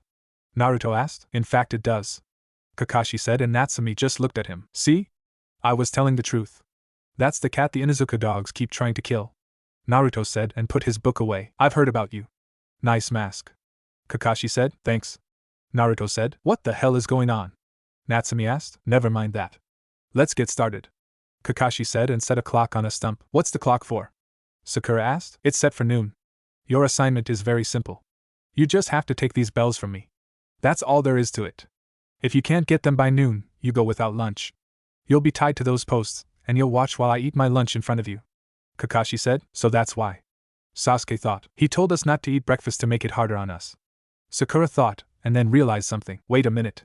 There's 4 of us and only 3 bells. How come you have an odd number of bells?" Sakura asked. "Well, that way, at least one of you will end up tied to a post and ultimately disqualified for failing to complete the mission. That one will go back to the academy. Then again, all 4 of you could flunk out as well. You can use any weapon, including shuriken. If you're not prepared to kill me, you won't be able to take the bells," Kakashi said. "Those weapons are too dangerous, sensei," Sakura said. "Yeah. You couldn't even dodge that eraser," Natsumi said and laughed at him. "The loudest ones are usually the weakest of the bunch," Kakashi said. "Well, it's a good thing Sakura is the loudest person in the village," Natsumi said. "Sheesh. She looks like her mother and acts just like her. However, Natsumi is a bit more brash than Lady Kushina," Kakashi thought. "When I say start, you can begin," Kakashi said, and Natsumi was about to charge at him with a kunai, but she was stopped as Kakashi twisted her arm and had her holding her own kunai at her neck. "He's so fast. I didn't even see it," Sakura thought. "So this is a jonin," Sasuke thought. He was holding back. Naruto thought. "Don't be in such a hurry. I didn't say start yet, but it's good that you came at me with the full intention of destroying me, so how can I say this? I'm actually starting to like you guys. Get ready, start," Kakashi said, and they jumped into the forest except for Naruto, who used a shunshin. "Ninjas must know how to conceal their movements and hide effectively," Kakashi said, and then turned around to see Natsumi. "You and me. Right now. Fair and square, Cyclops," Natsumi said. "You know, compared to the others, you're a little bit weird," Kakashi said. "That just means I stand out more. Being weird is a compliment," Natsumi said, and Kakashi pulled out a book. "Shinobi Battle Techniques, Lesson 1. Taijutsu," Kakashi said. Natsumi ran at Kakashi and threw a wild punch, but Kakashi easily caught it. She sent a kick to his head, but he just squatted down, and she missed. She went for a punch to his face, but he just disappeared. "Don't let your enemy get behind you all the time," Kakashi said, and tried the Hidden Leaf Village secret jutsu, 1,000 Years of Death, but his hands went straight through Natsumi. "A clone," Sakura thought. All of a sudden, multiple Natsumi shadow clones came out of the river and ran at Kakashi. Then Kakashi was grabbed from behind by Natsumi, and all of them jumped at Kakashi, holding him down while one of them went for a knockout punch, but Kakashi substituted with a log and escaped. "A good tactic, but you're going to have to try harder if you want these bells," Kakashi said, and then he was struck with some shuriken, but turned into a log. "He's gone again. Probably fighting Sasuke," Natsumi said, and then they heard Sakura scream. "Looks like that's one down," Naruto said. "Are you sure this will work?" Natsumi asked. "Of course. I did some digging around last night, and he's the last remaining student from our dad's Genin team. It's not a coincidence that the 2 of us were put on the same team with him as our squad leader. That doesn't mean he'll go easy on us, though. We still need to get the bells," Naruto said. "How?" "He's too strong for us to take him on single-handedly," Natsumi said. "That's why we're going to take him on together. Me and you by ourselves should be enough to get the bells from him. The answer to this test is teamwork. He's trying to put us against each other to get a bell, but the true purpose is to work together," Naruto said. "Wow. That son of a was tricking us," Natsumi said. "I should really talk to the people in your building about how they talk around you," Naruto said. "What? I didn't do anything wrong. They've expanded my vocabulary," Natsumi said. "Right. That's what you call it. Anyway, are you ready? He's on his way back, and I can tell the other 2 are knocked out," Naruto said. "Yeah, I'm ready," Natsumi said as Kakashi came back with Sakura and Sasuke unconscious under his arms. "So, are the 2 of you going to even try?" Kakashi asked. "Sure. It's not like you weren't expecting this. You know exactly who we are," Naruto said. "I hope you're ready, Cyclops," Natsumi said. "All right. I'll entertain the 2 of you for now," Kakashi said as he tied Sasuke and Sakura to a post. I see you're taking us seriously. Natsumi said as she cracked her knuckles. Not in the slightest. Kakashi said, your funeral. Natsumi said, don't worry, Kakashi. I'm sure you'll put that book up quicker than you think. Naruto said, and unknown to them except Naruto, the other Jonin sensei plus Hiruzen came to see this test. He doesn't seem so tough. Looks like a lonely old pervert if you asked me. Natsumi said, he's just an obstacle in our way. Nothing more. Nothing less. Naruto said, well, those were a bit of hurtful words. Kakashi said, and then blocked a punch from both of them. They're fast. However, Naruto seems to have something holding back his true speed. Kakashi thought, let's teach him a lesson, Naruto. Natsumi said, and her eyes turned red as she drew out some of the Nine Tails chakra. Yeah. Naruto said as he activated his Sharingan and deactivated his resistance seals. Oh shit. Kakashi thought. Before Kakashi could make a move, Naruto and Natsumi threw a few punches at him, but he was able to block some of them until he was overwhelmed and kicked away by Naruto. He put his book away and lifted his headband, revealing a Sharingan. He was a bit embarrassed having to use it, but he was going up against Natsumi, who was using the Nine Tails chakra a bit, and Naruto, who had a fully matured Sharingan, so he didn't want to take any chances. Kakashi looked up and saw them coming towards him with a flying kick, but knocked both of them away. Naruto pulled out a kunai and challenged Kakashi himself for a bit as Natsumi was kicked away. Kakashi and Naruto traded a few punches to the shock of all the spectators except for Hiruzen, who knew Naruto had experience from fighting off Danzo's root Umbu for the past 6 years. Naruto managed to get a few good hits on Kakashi before he was kicked away. Natsumi came in and started using her fighting style, which was a mixture between brawling and Wing Chun. As they were fighting, Naruto was waiting for the right moment to help Natsumi out, and it came, so he threw a kunai at Kakashi, who knocked it away, but gave Natsumi just enough of an opening to attack. He faked a right hook that Kakashi's Sharingan followed and then hit him with an open left hand strike to the face. Kakashi jumped back as Naruto appeared a few feet behind her and looked at them. These two have tremendous teamwork, and they're not even communicating. Kakashi thought. Here we go, Natsumi. Naruto said as he unsealed the Fuma Shuriken. Let's go. Natsumi said. Naruto threw the Fuma Shuriken that he secretly attached ninja wire to, and then it turned into 2 of them, but they went right past Kakashi. Naruto pulled in the ninja wire, and then Kakashi was in the middle of a storm of Fuma Shuriken. While Kakashi was trying to find a way to escape, Naruto channeled lightning chakra through the chakra strings and basically trapped Kakashi inside of the storm of Fuma Shuriken. That's a good combination, Naruto. The two of you have good teamwork. Natsumi, I hope you know what you're doing with that chakra. Kakashi said, as he appeared from underneath the ground behind them. If I didn't know what I was doing, I wouldn't be using it. Natsumi said and smirked. Kakashi heard a crack, then looked at the ground and barely managed to jump out of the way from a Fuma Shuriken that went up into the air. The Shuriken turned into Natsumi, who threw another Shuriken at Kakashi, but that Shuriken turned into Naruto. Kakashi quickly wrapped Naruto in some ninja wire, but to his and everyone else's shock, Naruto switched places with him. Nobody noticed Naruto activating his Manjikyu Sharingan, and without the use of his chakra, Kakashi had no choice but to take on the full force of Natsumi's punch that sent him crashing into a tree. What was that? Natsumi asked as she released the Nine Tails chakra. A secret technique. Naruto said and deactivated his Sharingan, but then the timer went off. Damn it! We didn't get the bells. Natsumi said. Yes, we did. Naruto said, as he held up the 3 bells and gave one to Natsumi. How did you get them? Natsumi asked. When I switched places with him. Naruto said. Very good, you two. You are the first team to get the bells. Now, since there are only 3 bells, who gets the last one? Kakashi asked, and they threw the bells to their unconscious teammates. They can have them. Sakura would yell her heart out if she failed, which would cause the Inuzuka dogs to lose their minds, and Sasuke would and complain to the council like he always does when something doesn't go his way. Naruto said. Yeah. We know the old man doesn't want to deal with his bullshit. Natsumi said, and Kakashi's sweat dropped. Who taught her to speak like that? Kakashi thought. Well, Team 7 passes. I'll go and let the Hokage know that you passed. Kakashi said. He already knows. Naruto said and pointed to the onlookers. When did they get here? Natsumi asked. Right before we started to fight. Naruto said. Well, you two are certainly a good team. Hiruzen said. Did you expect anything less? Natsumi asked. Well, how did they do, Kakashi? Hiruzen asked. Honestly, I don't see how Sakura passed. Sasuke is good for age, but relies too much on himself, and I don't need to say anything about these two. Kakashi said. Then it looks like teams 7, 8, and 10 pass. Hiruzen said. What about the ones that failed? Natsumi asked. They're going into the reserves unless they no longer want to be a ninja. Hiruzen said. I did it. I'm a ninja.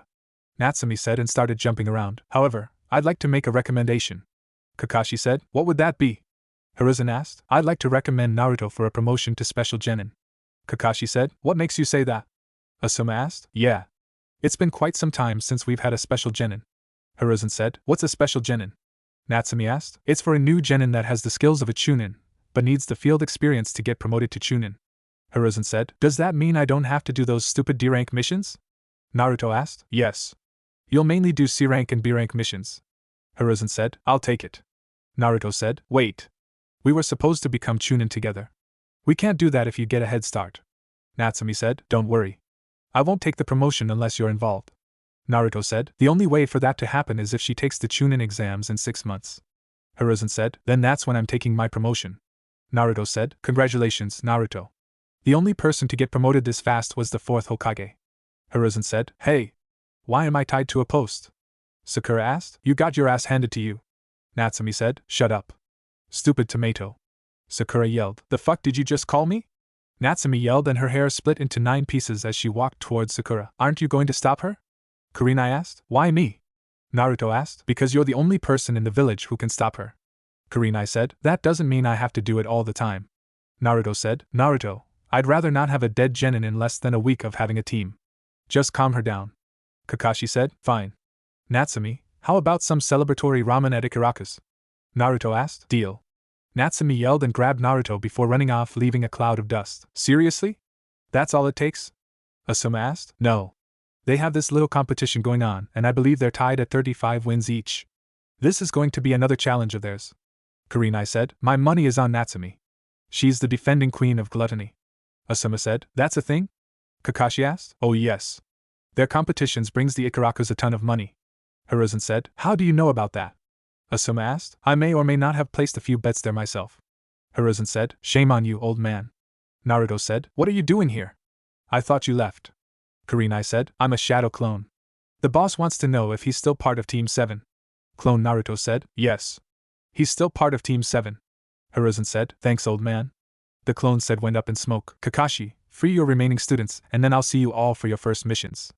Hiruzen said and left with his Umbu. 2 months later, Naruto was returning from another C-rank mission, and it was the 12th C-rank mission he's been on in the past 2 months.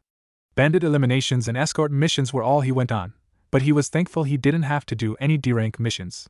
He was quickly becoming a favorite to have on missions since he knew to relax and not be so serious all the time, which was good for his teammates.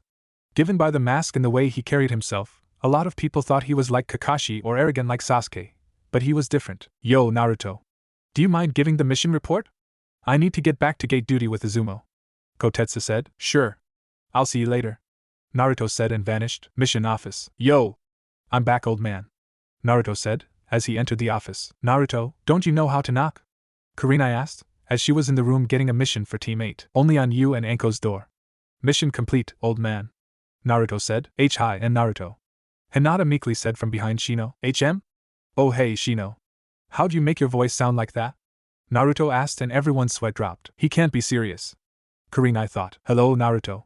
However, that was not me. It was Hinata who said that. Shino said, who's Hinata? Naruto asked, she's in our class, idiot. Kiba said, I went to class 10 times a month and sometimes I was asleep. If she didn't talk to me, then I would know her. Anyway, mission complete, old man. Naruto said, hey. Show some respect to the Hokage. Kiba said, shut up. Stupid mutt. Naruto said, Kurenai, you have your missions for the day. You're dismissed. Hiruzen said, thank you. Come on, Team 8. After these 2 missions, we have training. Kurenai said and they left. How did the mission go, Naruto? Hiruzen asked. Not bad. We cleared out the bandits with no problem. Kotetsu went back to his gate duty. Naruto said, I see.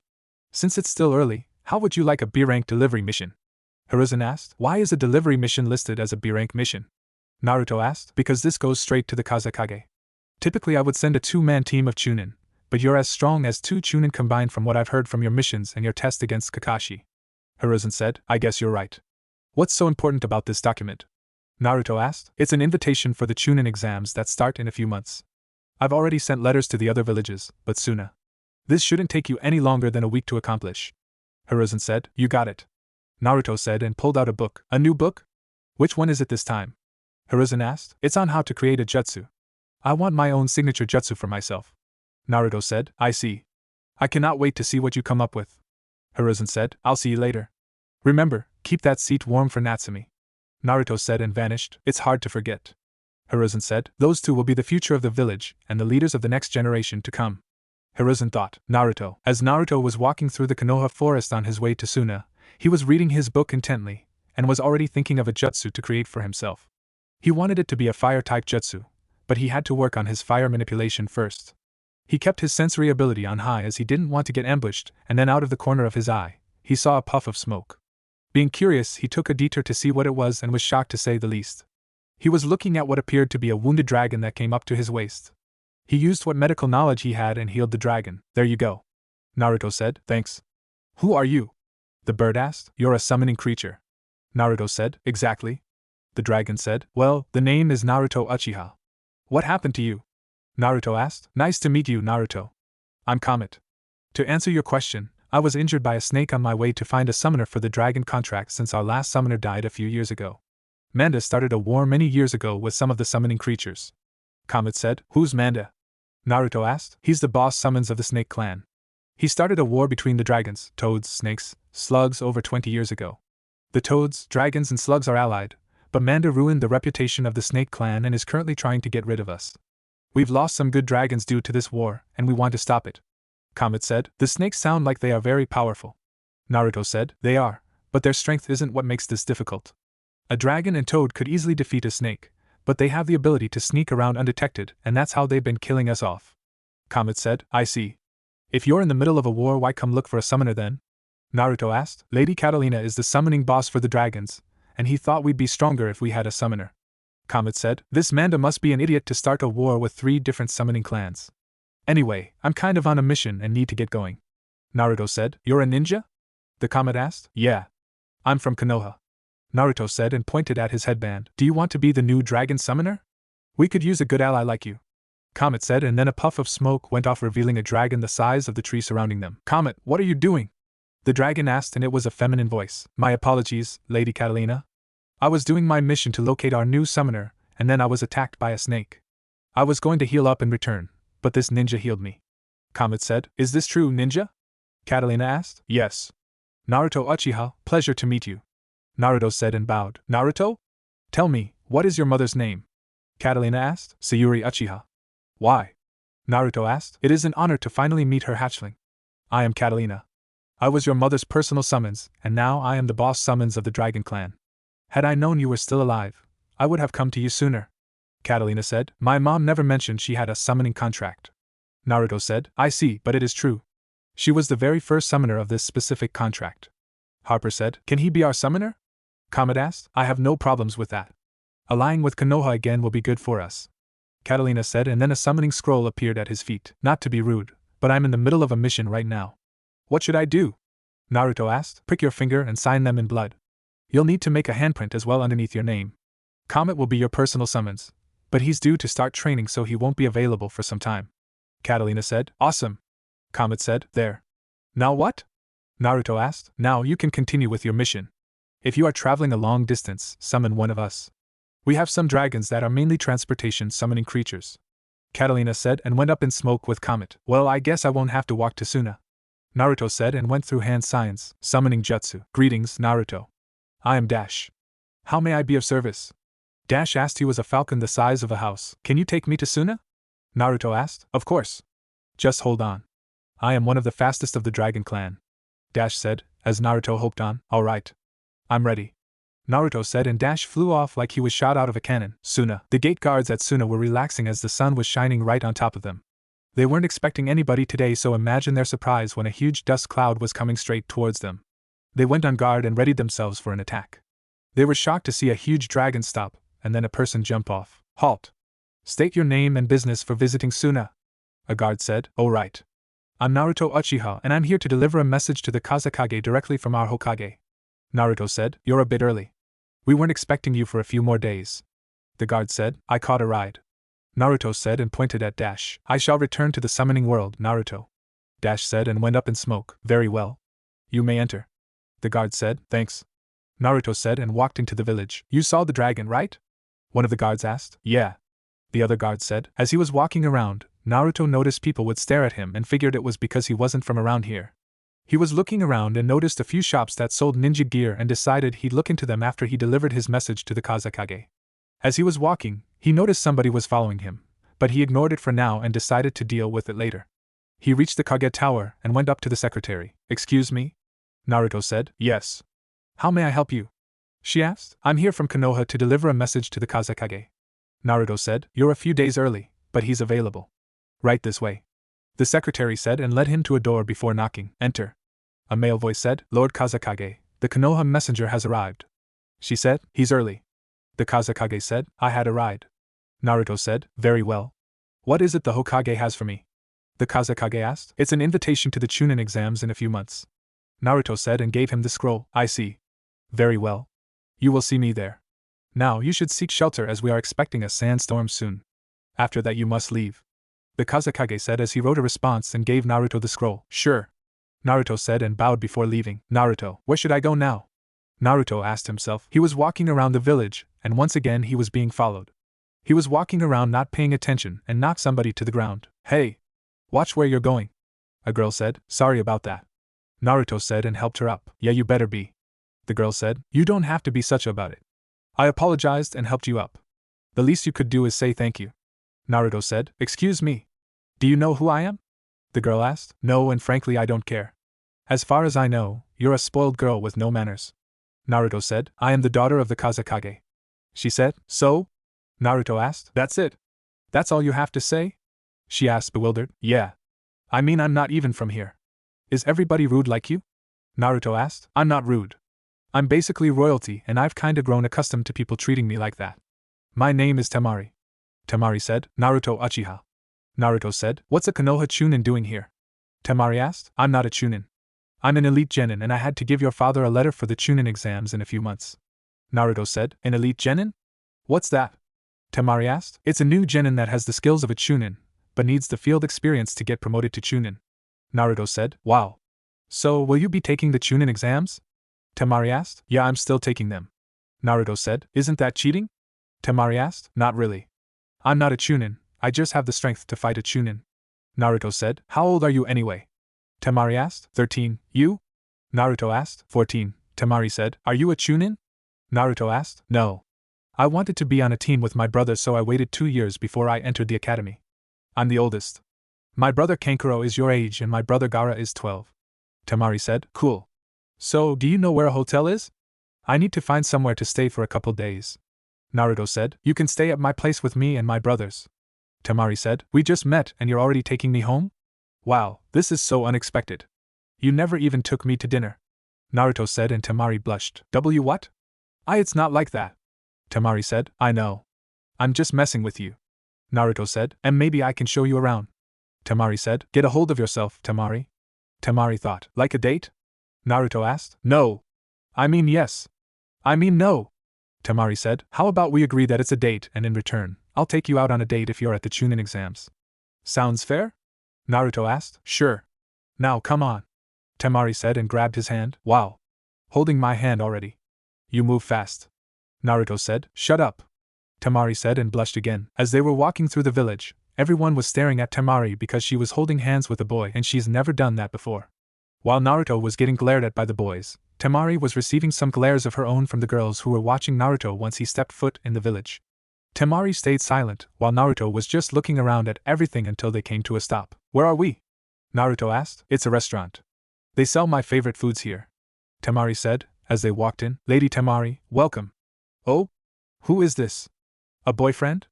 The waitress teased and Temari blushed. No. He's a Genin from Konoha. He was on a mission and we bumped into each other. I decided to show him around. Temari said. Then why are you still holding his hand? She asked. Because they're smooth as a baby's bottom. Naruto said. Charming. I'm Mei. Nice to meet you. Mei said. Naruto. Naruto said. So, would you like a private booth or something out in the open? Mei asked. Something out in the open. Temari said. Sorry, but we're filled up. Our open tables are reserved. What a shame. Looks like you'll have to eat in a private booth. Mei said and grinned at Temari, who was glaring at her. That's fine with me. What's wrong with a private booth? Naruto asked. Follow me. Mei said and they followed her to the booth. Oh. Now I see why. Naruto said. The booth was a small table between a couch that was surrounded by a black curtain with candles on the table and a very expensive chandelier hanging over the table. The booth was in a separate room and you could see the sunset from the window. Now, what can I start you two off with to drink? Mei asked. I'll have some herbal tea. Temari said. Same. Naruto said. Sure thing. I'll be right back. Enjoy your date. Mei said and walked away. How are you going to eat with a mask on? Temari asked. You'd be amazed, but I'll take it off. It would be rude if I were to eat with it on during our date. Naruto said. Why do you wear it anyway? Temari asked. Well, my mom made me wear them when I was younger because of who my dad was, and my father was supposed to be kept a secret until I was strong enough to defend myself. Also, I just got used to it, but I'll stop wearing it eventually. I also joke around with it. Naruto said. How? Temari asked. Take my sister Anko for instance. She asked me if I could show her what's under the mask, and when I pulled the mask down, I showed her another mask. Naruto said, and Temari laughed. You won't do that to me, would you? Temari asked. No. It would be rude to eat with this on while I'm on a date. Naruto said. Does anybody know what you look like under the mask? Temari asked. My mom, my sister Kurenai, Natsumi, Anko, and the Hokage. You'll be the fifth person to see me without a mask. Naruto said. No way. You're not ugly, are you? Temari asked. I'll be the most sought-after person in the village when I remove my mask. Naruto said. Well, then you better not disappoint me or you won't get that second date. Temari said. Well, prepare to be disappointed. I have buck teeth and humongous lips underneath this mask. Naruto said, and they laughed. Seems like your date is going well. What can I get for you two to eat? Mei asked as she placed their drinks on the table. I'll have my usual. Temari said. I'll take some barbecue camel. Naruto said, and they looked at him. Are you sure? Temari asked. Yeah. Why? Naruto asked. That dish is enough to feed 4 people. Mei said. I don't see the problem. Naruto said. All right. 1 order of roasted chestnuts and vegetable soup for Temari and an order of barbecue camel for Naruto. Now, are you going to be rude and eat with your mask on? Mei asked. No. I'm going to take it off. Naruto said. Show me what's underneath the mask. Mei said. Okay. Underneath this mask is another mask. Pretty cool, right? Naruto asked, as he showed Mei another mask and her eye twitched. What's under that mask? Mei asked. Another mask. Naruto said, and Mei stormed away from them, making Temari laugh. Okay. That's hilarious. Temari said. Thank you. I'm sure you see why I do it. Naruto said. I do. Temari said, and drank some of her tea. So, tell me about yourself. Naruto said. Well, growing up as the daughter of the 4th Kazekage and the sister of Gaara, I had a hard time making friends as everyone was always intimidated by my family. I'm usually stoic, but you're making me be more outgoing, I guess. I'm very blunt and I don't mind speaking my mind. I may be cruel, but I do value peace. Temari said. What about your mom? Naruto asked, and Temari gained a sad look in her eyes. She died the day Gaara was born. They turned him into a monster while she was still pregnant with him. Temari said. They sealed the one-tailed beast inside of him before he was born. Naruto said. Yeah. How'd you know? Temari asked. He's been following me around the village since I got here. Naruto said. Stay away from him. He'll kill you. Temari said. Don't worry. I can handle the one-tailed beast. Anyway, whose idea was it to do that? If you want to seal a tailed beast inside of a baby, the best time to do it is right after it's born. Naruto said. Well, that's not what they did. He's become a terror thanks to the harsh treatment, and a cold-blooded killer. He can't even sleep or else Shikaku will instantly take over. Temari said. Sounds like a faulty seal. Naruto said. Our best seal masters placed the seal on him. Temari said. Can you show me the seal? Naruto asked, and Temari pulled out book then showed him the seal. This barely passes as a storage seal. Naruto said. How can you tell? Temari asked. I'm a level 5 seal master, and I make my own storage seals. This thing sucks. Naruto said. Let's talk about something else. What do you do for fun in Konoha? Temari asked. I mainly train. If not, then I'll sit up on the Hokage monument to relax and watch the sunset. I only hang out with my Natsumi and Ino, but they do girly things like shopping, so those are the only 2 things I really do. Naruto said. Maybe if you remember the second date I'll join you on one of your activities. Temari said, and then Mei came back. Hello, lovebirds. Here's your food, Temari, and here's your food, Naruto. Enjoy. Mei said and left. This looks so good. Naruto said. All right. Stop drooling or you'll ruin the mask. Temari said. I'm wearing 2 of them. Naruto said. Whatever. Take them off like you promised. Temari said. Oh yeah? I forgot. Naruto said and took off his mask, making Temari turn bright red. He's hot. He's easily the best looking boy I've seen. No wonder he keeps the mask on. Sorry ladies, but he's mine. Temari thought and never noticed she was drooling. Here. Let me help you with that. Naruto said and wiped her mouth for her. Huh? Temari asked. You were drooling. Naruto said and Temari came to reality. Sorry, but it's not my fault. You're freaking hot. Temari said. Thanks for the compliment. You're not too bad on the eyes yourself. Naruto said and she blushed. Thank you? Temari said and then a monkey appeared. What does the old man want now? Naruto asked. He needs you to head over to Wave. Team 7 ran into some trouble, and their C-rank mission was boosted to an A-rank mission. The monkey said and gave him a scroll. Fine. It'll have to be in a few days. Suna is expecting a sandstorm in a few hours. The Kazekage gave me his reply. Take it back to him. Naruto said and gave the monkey a scroll. Sure thing. The monkey said and went up in smoke. A monkey? Temari asked. It's the Hokage summons. Naruto said. You call the Hokage old man? Temari asked. Yup. I've always called him that. Naruto said. So, an A-rank mission, huh? Temari asked. Yeah. I guess I have to go and save their asses. Naruto said. You said you're an Uchiha, so do you have the Sharingan? Temari asked. I don't know. You'll have to wait until the Chunin exams if you compete.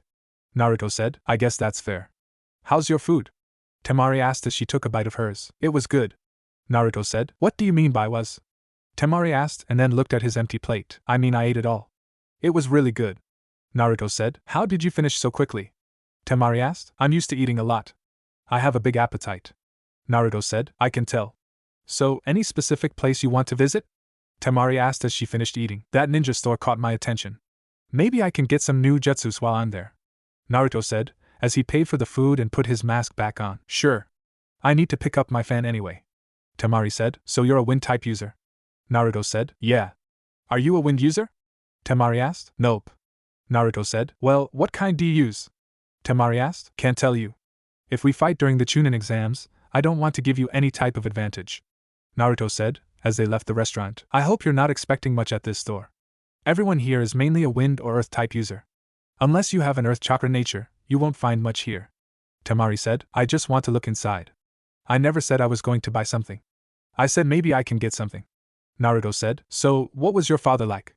Temari asked. I don't know. I've never met him. Naruto said. How come? Temari asked. He died the night of the Nine Tails attack. I was only 2 months old when he died. Naruto said. Sorry. I'm sure that was a tough night for everyone. Temari said. It was. People still aren't over it. Naruto said. I would imagine so. I mean, people here mainly attacked Gaara at first because of Shikaku's actions before Gaara even became a Jinchuriki. Temari said. People fear what they do not understand. However, I'd like to talk to a tailed beast. Naruto said and Temari stopped. Why the hell would you want to do that? They're monsters. Temari said. I don't think so. It's like I said. People fear what they don't understand. Naruto said. Well, good luck doing that. Temari said. I know. It's easier said than done. Naruto thought. Thanks. Naruto said. What about your mother? Is she still around? Temari asked. No. She died when I was 7 years old from a disease that our doctors couldn't figure out. She took her last breath in my arms. Naruto said. Sorry for asking. I guess that's something we have in common. Well, not the dying in your arms part, but losing a mother at a young age. Temari said. Yeah. I'm guessing it wasn't your father who raised you. Naruto said. What makes you say that? Temari asked. Whenever you mentioned him, I could tell your demeanor changed a bit. Naruto said. You're right. He's the one who gave the order to turn Gaara into a Jinchuriki. After a while, when Gaara was deemed unstable, he sent assassins after Gaara and all of them were killed. Gaara was still sane after all of that, but he completely changed after our father hired our uncle to physically and mentally hurt Gaara to test his control over Shikaku. People believe that Gaara killed him, but I don't believe that. Our uncle was the other person outside of me and Kankuro who Gaara loved. After that night, Gaara only started to care about only himself. Temari said. Sounds like your father is a dickhead. No offense. Naruto said. None taken. As for your statement that our father didn't raise us, it's true. We were left in the hands of caretakers after our mother died. He's always in the office or out doing something. We have a huge house for just the 3 of us. Our caretakers left when Gaara became even more unstable. Temari said. That sucks. I mean, basically raising yourself and your brothers doesn't sound easy. Naruto said. It's not. I mean, before you bumped into me, I never really talked to anybody except my brothers and the council members. Temari said. Well, you can talk to me. Naruto said. You're only in the village for a few days until you have to leave. I guess I'll make it last. Temari said. Don't worry. You'll hear from me again. Naruto said and they entered the shop. I'm gonna go get my fan. You can look around to see if you find anything you want. Temari said. When Temari walked away, Naruto looked around for anything he liked and noticed his options were extremely limited. He found a few lightning and fire jutsus, but that was it. After he paid for his stuff, Naruto went and stood outside to wait for Temari. But then he came face to face with a red-haired boy who people were telling him to run away from. So, my stalker finally decided to show up. I'm guessing that you're Gaara. Naruto said. I am. Gaara said. So, what do you want? Naruto asked. Mother wants your blood. Gaara said blankly. I see. Well, that's not going to happen. I'll see you later, Gaara. Naruto said, as he walked by him and placed a hand on his shoulder which shocked everyone, even Gaara. How did he touch me? Mother didn't protect me. Gaara thought and started to follow Naruto again. Temari just got her fan and went to find Naruto, but she couldn't find him. The only thought that came to her mind was Gaara must have gotten him, but she didn't hear the usual comments about Gaara killing anybody yet. She assumed he hasn't met Gaara yet, and he just got lost, so she kept up her search for him. Looking for me? Naruto asked, as he appeared behind her and screamed, then swung her fan at him, but he ducked out of the way. What the hell is your problem? Temari asked. What do you mean? Naruto asked. You can't just sneak up on me like that. I could have killed you. Temari said. Does Temari care about me that much? Naruto asked and rubbed her cheek, causing her to blush in embarrassment. No. Let's go. Stupid pretty boy. Temari said and mumbled that last part. I heard that. Naruto said, as they started walking. Shut up. Temari said. Hey, Temari. A voice yelled out to her. HM? What is it, Kankuro? Temari asked. Have you seen Gaara? Kankuro asked. No. I haven't seen him all day. Why? Temari asked. Because people are saying he's been acting weird. They said he had some run-in with a Konoha shinobi and the guy actually touched him without his sand reacting. Kankuro said. That would be me. Who's the girl, Temari? Naruto asked and Temari snickered. This is my brother, Kankuro. Kankuro, this is Naruto. He's the Konoha shinobi I'm guessing everyone was talking about. Temari said. That's me. So, why are you wearing makeup? Naruto asked. It's not makeup. It's war paint. Kankuro said. If you say so. Naruto said. How did you survive an encounter with Gaara? Temari asked. I don't know. He said his mother wanted my blood, but I told him it's not going to happen, and then I walked away while putting my hand on his shoulder. He's been following me again. Naruto said, and then sand started to blow everywhere. Shit. The sandstorm's coming. We need to get home. Kankuro said. Come on, Naruto. Temari said and grabbed his hand. Sure. Naruto said and followed them. Kazekage Mansion. This place is huge. Naruto said as he was looking around at their house. Yeah. It has like 15 rooms and 8 bathrooms. Kankuro said and Naruto whistled. Wow. So where do I sleep? Naruto asked. I'll show you. Temari said. Cool. Hey, does Gaara have a room? Naruto asked. Yeah. Why? Kankuro asked. Because I want to do him a favor. Naruto said and showed them a seal. What is it? Kankuro asked. It's a chakra suppression seal. It was created by the 4th Hokage himself to suppress the chakra of a tailed beast from leaking out. If I can set these up all around his room, then they'll prevent Shikaku from escaping while he's asleep. Gaara isn't as unstable as he seems, honestly, from what I can tell.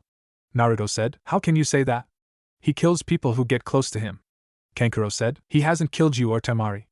I'm positive that he only kills if somebody attacks him, and his sand only reacts towards hostile actions towards him.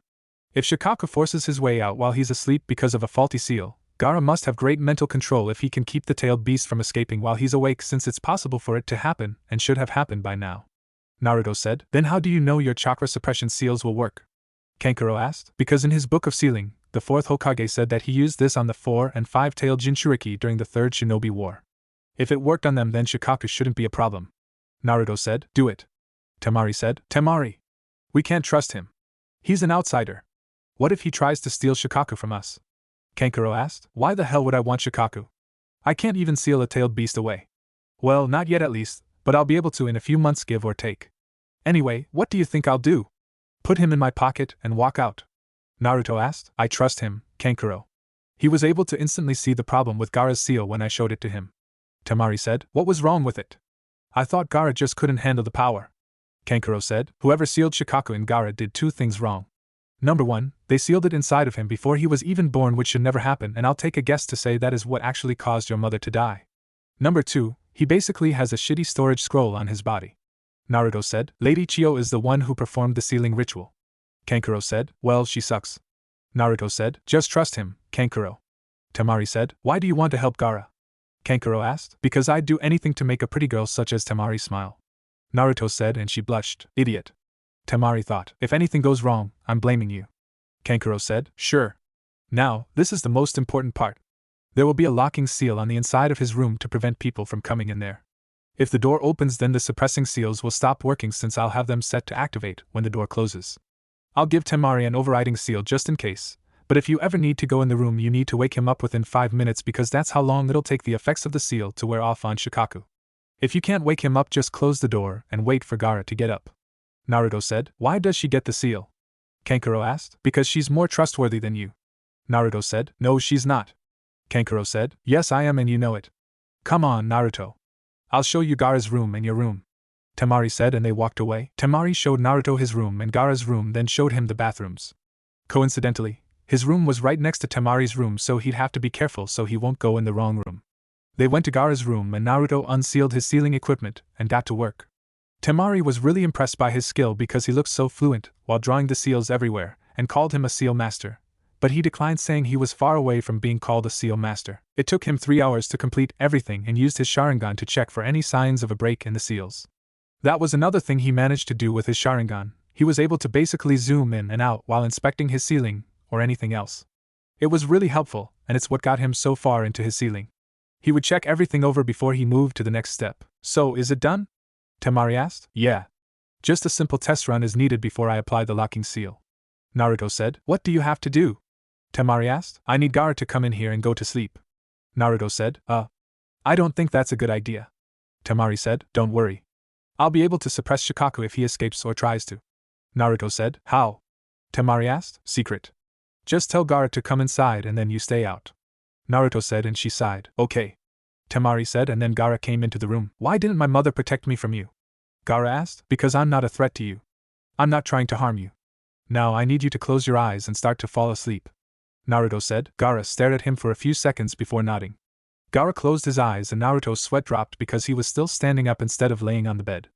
As soon as Gaara's eyes closed, Naruto felt Shikaku's chakra start to leak out, but the seals started to suppress the chakra, and after 20 minutes then an hour, there were no signs of Shikaku trying to escape. Naruto woke Gaara up and Gaara was shocked that Naruto was still alive. How did you survive the monster inside of me? Gaara asked. The monster never escaped. This room will help you sleep at night, and not worry about Shikaku trying to escape. Naruto said, and then placed the locking seal on the door. Why did you do this? Are you going to kill me in my sleep? Gaara asked. No. I did this so you can have some sort of a normal life and become better. You're not the only person with a tailed beast inside of you, and I believe that none of you should be treated like an outcast. Now, before you go to sleep, you'll have to channel chakra into this locking seal so nobody can get in. If the door is opened, it will cause the seals to stop working, and if you're sleeping, Shikaku will escape. Naruto said. I see. You hurt my sister and I'll kill you. Gaara said. Duly noted. Good night. Naruto said and left the room. You're okay. Temari said and gave him a hug. Yup. Everything is working perfectly. I even set up a fail-safe in his room. If the seals fail, a barrier will appear and trap Shikaku while suppressing his chakra at the same time. If somebody breaks into that room, then they'll die because of Gaara's sand. Naruto said. Thank you so much. Temari said. You're welcome. Naruto said and Temari yawned. Good night, Naruto. Temari said and went to her room. Good night. Naruto said and went to his room. 2 days later. Well, this is it. It's been nice meeting you all. Naruto said, as he was at the gates with Temari and Kankuro, but not Gaara since he was still sleeping. Sucks that you'll be leaving. I was going to challenge you to a spar with my puppets. Kankuro said. We still have the Chunin exams. Now that you're all entering them, I'll be looking forward to fighting you. Naruto said. So, are you going to wave now? Temari asked. Yeah. I need to save my team. After that I'll start training for the Chunin exams. Naruto said. Well, I won't lose to you. I'm starting my training right away. Kankuro said. I'm sure you will. Naruto said and Kankuro left. I guess I'll see you in a few months. Temari said and Naruto nodded. Like I said, you'll be hearing from me sooner than you think. I have to go now. It was nice spending time with you, Temari. Don't forget about our date in Konoha. Naruto said. I won't. Temari said and smiled. I'll be waiting. Naruto said and Temari pulled his mask down, then kissed him on the cheek, causing both of them to blush a dark red. Gee, good luck on your mission. Bye. Temari quickly said and ran away. Thanks. Naruto said and summoned Dash. Where are we headed? Dash asked, as Naruto jumped on him. Land of Waves. Naruto said and Dash flew off. Land of Waves. Dash managed to get Naruto to the Land of Waves in about 8 hours. Along the way, Naruto was reading his book on creating jutsus. He was also thinking about Temari kissing him on the cheek. He's been kissed on the cheek plenty of times by his mom and Kurenai, but this one was different. He wasn't an idiot when it came to love, but he wanted to talk to Kurenai first about this to be completely sure. Naruto, we have arrived. Dash said, as he landed. Thanks. I can find them from here. You head back. Naruto said and jumped off of Dash. See you later. Dash said, and then Naruto walked around a bit before he found somebody. Excuse me, but have you seen four people around here? A red-haired girl, a pink-haired girl, a guy who has one eye, and a boy who looks constipated with a duck-ass hairstyle. Naruto asked. Yeah. They're with Tazuna at his house. Why do you ask? The man asked. I was sent here to help them out with the enemy. Naruto said. Okay. Tazuna's house is right by the docks. You can't miss it. The man said, "Thank you." Naruto said and gave him a pouch of money. "I can't take this." The man said, "Sure you can. I know all about Gato and what he's been doing here. Use that to feed your family. After I'm done with this mission, my personal goal is to kill Gato and put an end to his tyranny." Naruto said, "Thank you so much." The man said and bowed before leaving. "Defeat the enemy and then kill Gato. Now let's have a team reunion." Naruto said and vanished to Suna's house. "Natsumi. You shouldn't have said that to him," Sakura said, as Natsumi just finished making a little boy cry. "The little shit deserved it. He's a whiny little brat who's sheltered himself and hasn't even lifted a finger to stop Gato. He has no right to say I'll never defeat him." Natsumi said, "Still, I think you should apologize." Sakura said, "Nope. Not happening." Natsumi said and Kakashi sighed, "Where's Naruto when I need him?" Kakashi thought, and then somebody knocked on the door. "Were you expecting someone?" Kakashi asked. "At this hour?" "No." Tazuna said and Kakashi put his book away. "All right. You and Tsunami should hide in the kitchen for now. Sasuke, Sakura and Natsumi, I'm going to slowly open the door. Do not attack unless I say otherwise." Kakashi said and stood up. "You got it. Finally. Some action," Natsumi said. Kakashi slowly opened the door and as usual, Sasuke didn't listen. As soon as the door was open, Sasuke grabbed the person inside and tried to stab him with a kunai. Natsumi and Sakura joined in, but they were all quickly defeated and the only thing you saw was Natsumi and Sakura hanging upside down from the ceiling. Sasuke was on the ground with a kunai at his neck and Kakashi was holding a wrist keeping a sword from slicing his head off while holding a kunai to back of the person's head. "Well, that was rude. You didn't even let me introduce myself," Naruto said. "Naruto." Natsumi yelled as she was struggling to get down. "Naruto! Let me down!" Sakura said. I guess you're the backup," Kakashi said, as he let him go and Naruto got off of Sasuke. "Yup. That's me," Naruto said, as he put his sword up then released Natsumi and Sakura from the ceiling. "Naruto! Where have you been? I can't believe you left me with Pinky and Duck Ass," Natsumi said and dramatically placed her hand over her head. "I was on missions," Naruto said. "I thought you were on Team 7 with us," Sakura said. I'm an elite genin," Naruto said. "How is he so strong? He will tell me his secrets, so I can kill him." Sasuke thought. "Did the Hokage tell you what's going on?" Kakashi asked. "I read up on it on my way here." "So, Zabuza Momochi and an accomplice? Can I fight Zabuza?" Naruto asked. "No. I'll handle Zabuza myself. He only escaped last time because his accomplice interfered. You'll be back up just in case. Natsumi and Sasuke will be fighting the accomplice and Sakura will guard Tazuna. Think you can stay back and guard the house while we're gone and come after the threat is dealt with?" Kakashi asked. "Sure," Naruto said and sat down. "What kind of mission were you on?" Sakura asked. "B rank to Suna. I would have been here sooner, but I had to wait out a sandstorm," Naruto said. "How many missions have you done in the last 2 months?" Natsumi asked. "I don't know. Maybe 20. 21 including this one," Naruto said. "Half-breed, I demand you tell me how you got strong and give me the sword while you're at it." Sasuke said. "It's funny how you think you can boss me around. Let's get something straight. The only person who can boss me around in the Uchiha clan would be the clan head and that's not you," Naruto said. "I thought he was the clan head because he's from the main family." Sakura said. "No. The clan head would be the oldest Uchiha remaining from the main family. Sasuke isn't the oldest. Itachi is. Technically Itachi is the clan head, but at the same time, he isn't," Naruto said. "What do you mean?" Kakashi asked. "Think about it. Who was the original leader of the Uchiha clan?" Naruto asked. "Madara Uchiha." Kakashi said. "Exactly. It would be his direct lineage that would be clan head. Sasuke isn't part of Madara's lineage," Naruto said. "Madara didn't have any children though. It would have been documented if he did." Kakashi said. "He had children in secret. His lineage kept going on. So, take a wild guess at who's the last of his lineage." Naruto said. "It's you." Kakashi said. "Exactly. So, technically I'm clan head and have been ever since my mother died. Don't step out of line. I'd rather keep you alive because Mikoto was basically my aunt, but I have no problem killing you, Sasuke. Don't get on my bad side." Naruto said. "Wait a minute. If you're the clan head then what does that make Sasuke and this Itachi person?" Natsumi asked. "I did some digging and looked into that. In our clan, Sasuke would be part of the side branch." Naruto said. "I don't get it. How did Sasuke's family become clan heads then?" Natsumi asked. "Easy. It was long before Fugaku Uchiha was born, but someone in his lineage killed the actual clan head. Since Madara was gone that side branch member was the strongest, and nobody challenged him for the throne. My family continued to grow in secret and Fugaku didn't even know I was born until I was 2 months old." Naruto said. "Whoa." Natsumi said. "Is it safe for Yus to come out?" Tazuna asked. "Yeah. He's our backup." Kakashi said. "He's just a kid." Tazuna said. "Well, He's stronger than all of them, and if he went all out I know he should be able to take on all 3 of them. Kakashi said, this half-breed is not stronger than me. Sasuke said, oh? Then show me your Sharingan. Naruto said, and Sasuke grit his teeth. He doesn't have the Sharingan. Natsumi said, what a shame. Seems you can't even call yourself an Uchiha with no Sharingan to prove it. At this point, Kakashi is more of an Uchiha than you are. Now, is there any food? I'm starving. Naruto said, this is it. I can finally see what he looks like.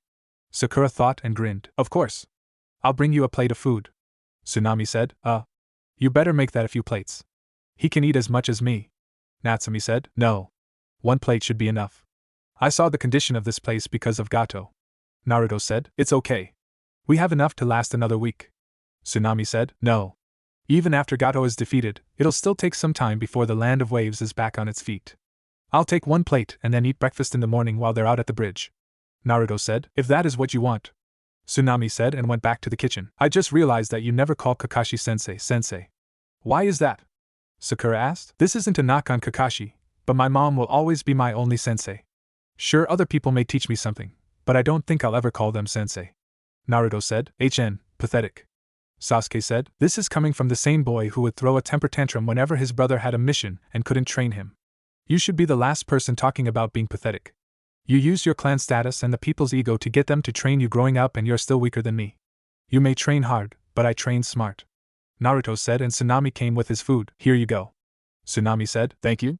Naruto said, and everyone looked at him. Come on. Come on. Come on. Sakura thought, I wonder if this is how people feel when I'm eating. Kakashi thought, I wonder if he's gonna do the thing when he eats through his mask. Natsumi thought, as she was always fascinated by that. Naruto picked up his chopsticks and pulled his mask, making everyone lean in, but then we put his food over the top of his mask into his mouth. Everyone fell over at such an idiotic move and Sakura yelled, are you kidding me? Sakura asked, what? Naruto asked, take off the stupid mask. Sakura yelled, I don't want to. Naruto said, please? Sakura asked and put on a puppy dog face. Fine. Naruto said and put his chopsticks down. Yes. Sakura said and leaned forward, underneath this mask. Naruto said, Sakura said with anticipation, is another mask. Pretty cool, right? Naruto asked as he pulled down his mask. Now I see how people feel when I do it. I can't believe he got me with my own thing. Kakashi thought, are you kidding me? I did all of that for this. Come here. Sakura yelled. She leapt at Naruto with the intent to rip his mask off his face, but Naruto switched with Sasuke at the last minute without them noticing. Sakura opened her eyes and saw her lips were connected with Sasuke's. Her eyes widened and her mind went blank as she felt Sasuke's hands on her butt. I'm kissing Sasuke. Sakura thought, and then passed out on top of Sasuke. She can die happy now. Natsumi said, not exactly. Naruto said, why not? She kissed him and she's happy. Natsumi said, no. Kissing him isn't the only thing she wants from Sasuke, but it seems you don't understand it yet. I won't poison your young mind. Naruto said, young? We're the same age. Natsumi said, I'm 60 days older than you. That's 2 months, or if you want to be technical, 1,440 hours, which is equivalent to 86,400 minutes. That's 3 different ways of me saying I'm older than you. Naruto said, how can he remember all of that? Kakashi thought, you get on my nerves. Natsumi said and stormed away, all in a day's work. Now where's the little boy that I heard Natsumi yell at? Naruto asked, on the docks. Kakashi said, I'll be back. Naruto said, docks, hey kid. What's your name? Naruto asked, Inari. Inari said, nice. So why'd she yell at you? Naruto asked, because I told her she doesn't know how it feels to struggle since she came from a ninja village and that Gato is too powerful for her. You all are just going to die like everyone else. Inari said, I see. Well, let me prove you wrong on both instances. Natsumi unfortunately does know what it's like to struggle. I won't go into detail about her life, but she's basically hated by our entire village minus a few for something out of her control when she was only a few hours old. Now, Gato isn't strong. What makes you think he is? Naruto asked. He has goons working for him. I saw what happened to the silver-haired guy in there. If he can't beat them, then nobody can. Inari said, that's where you're wrong.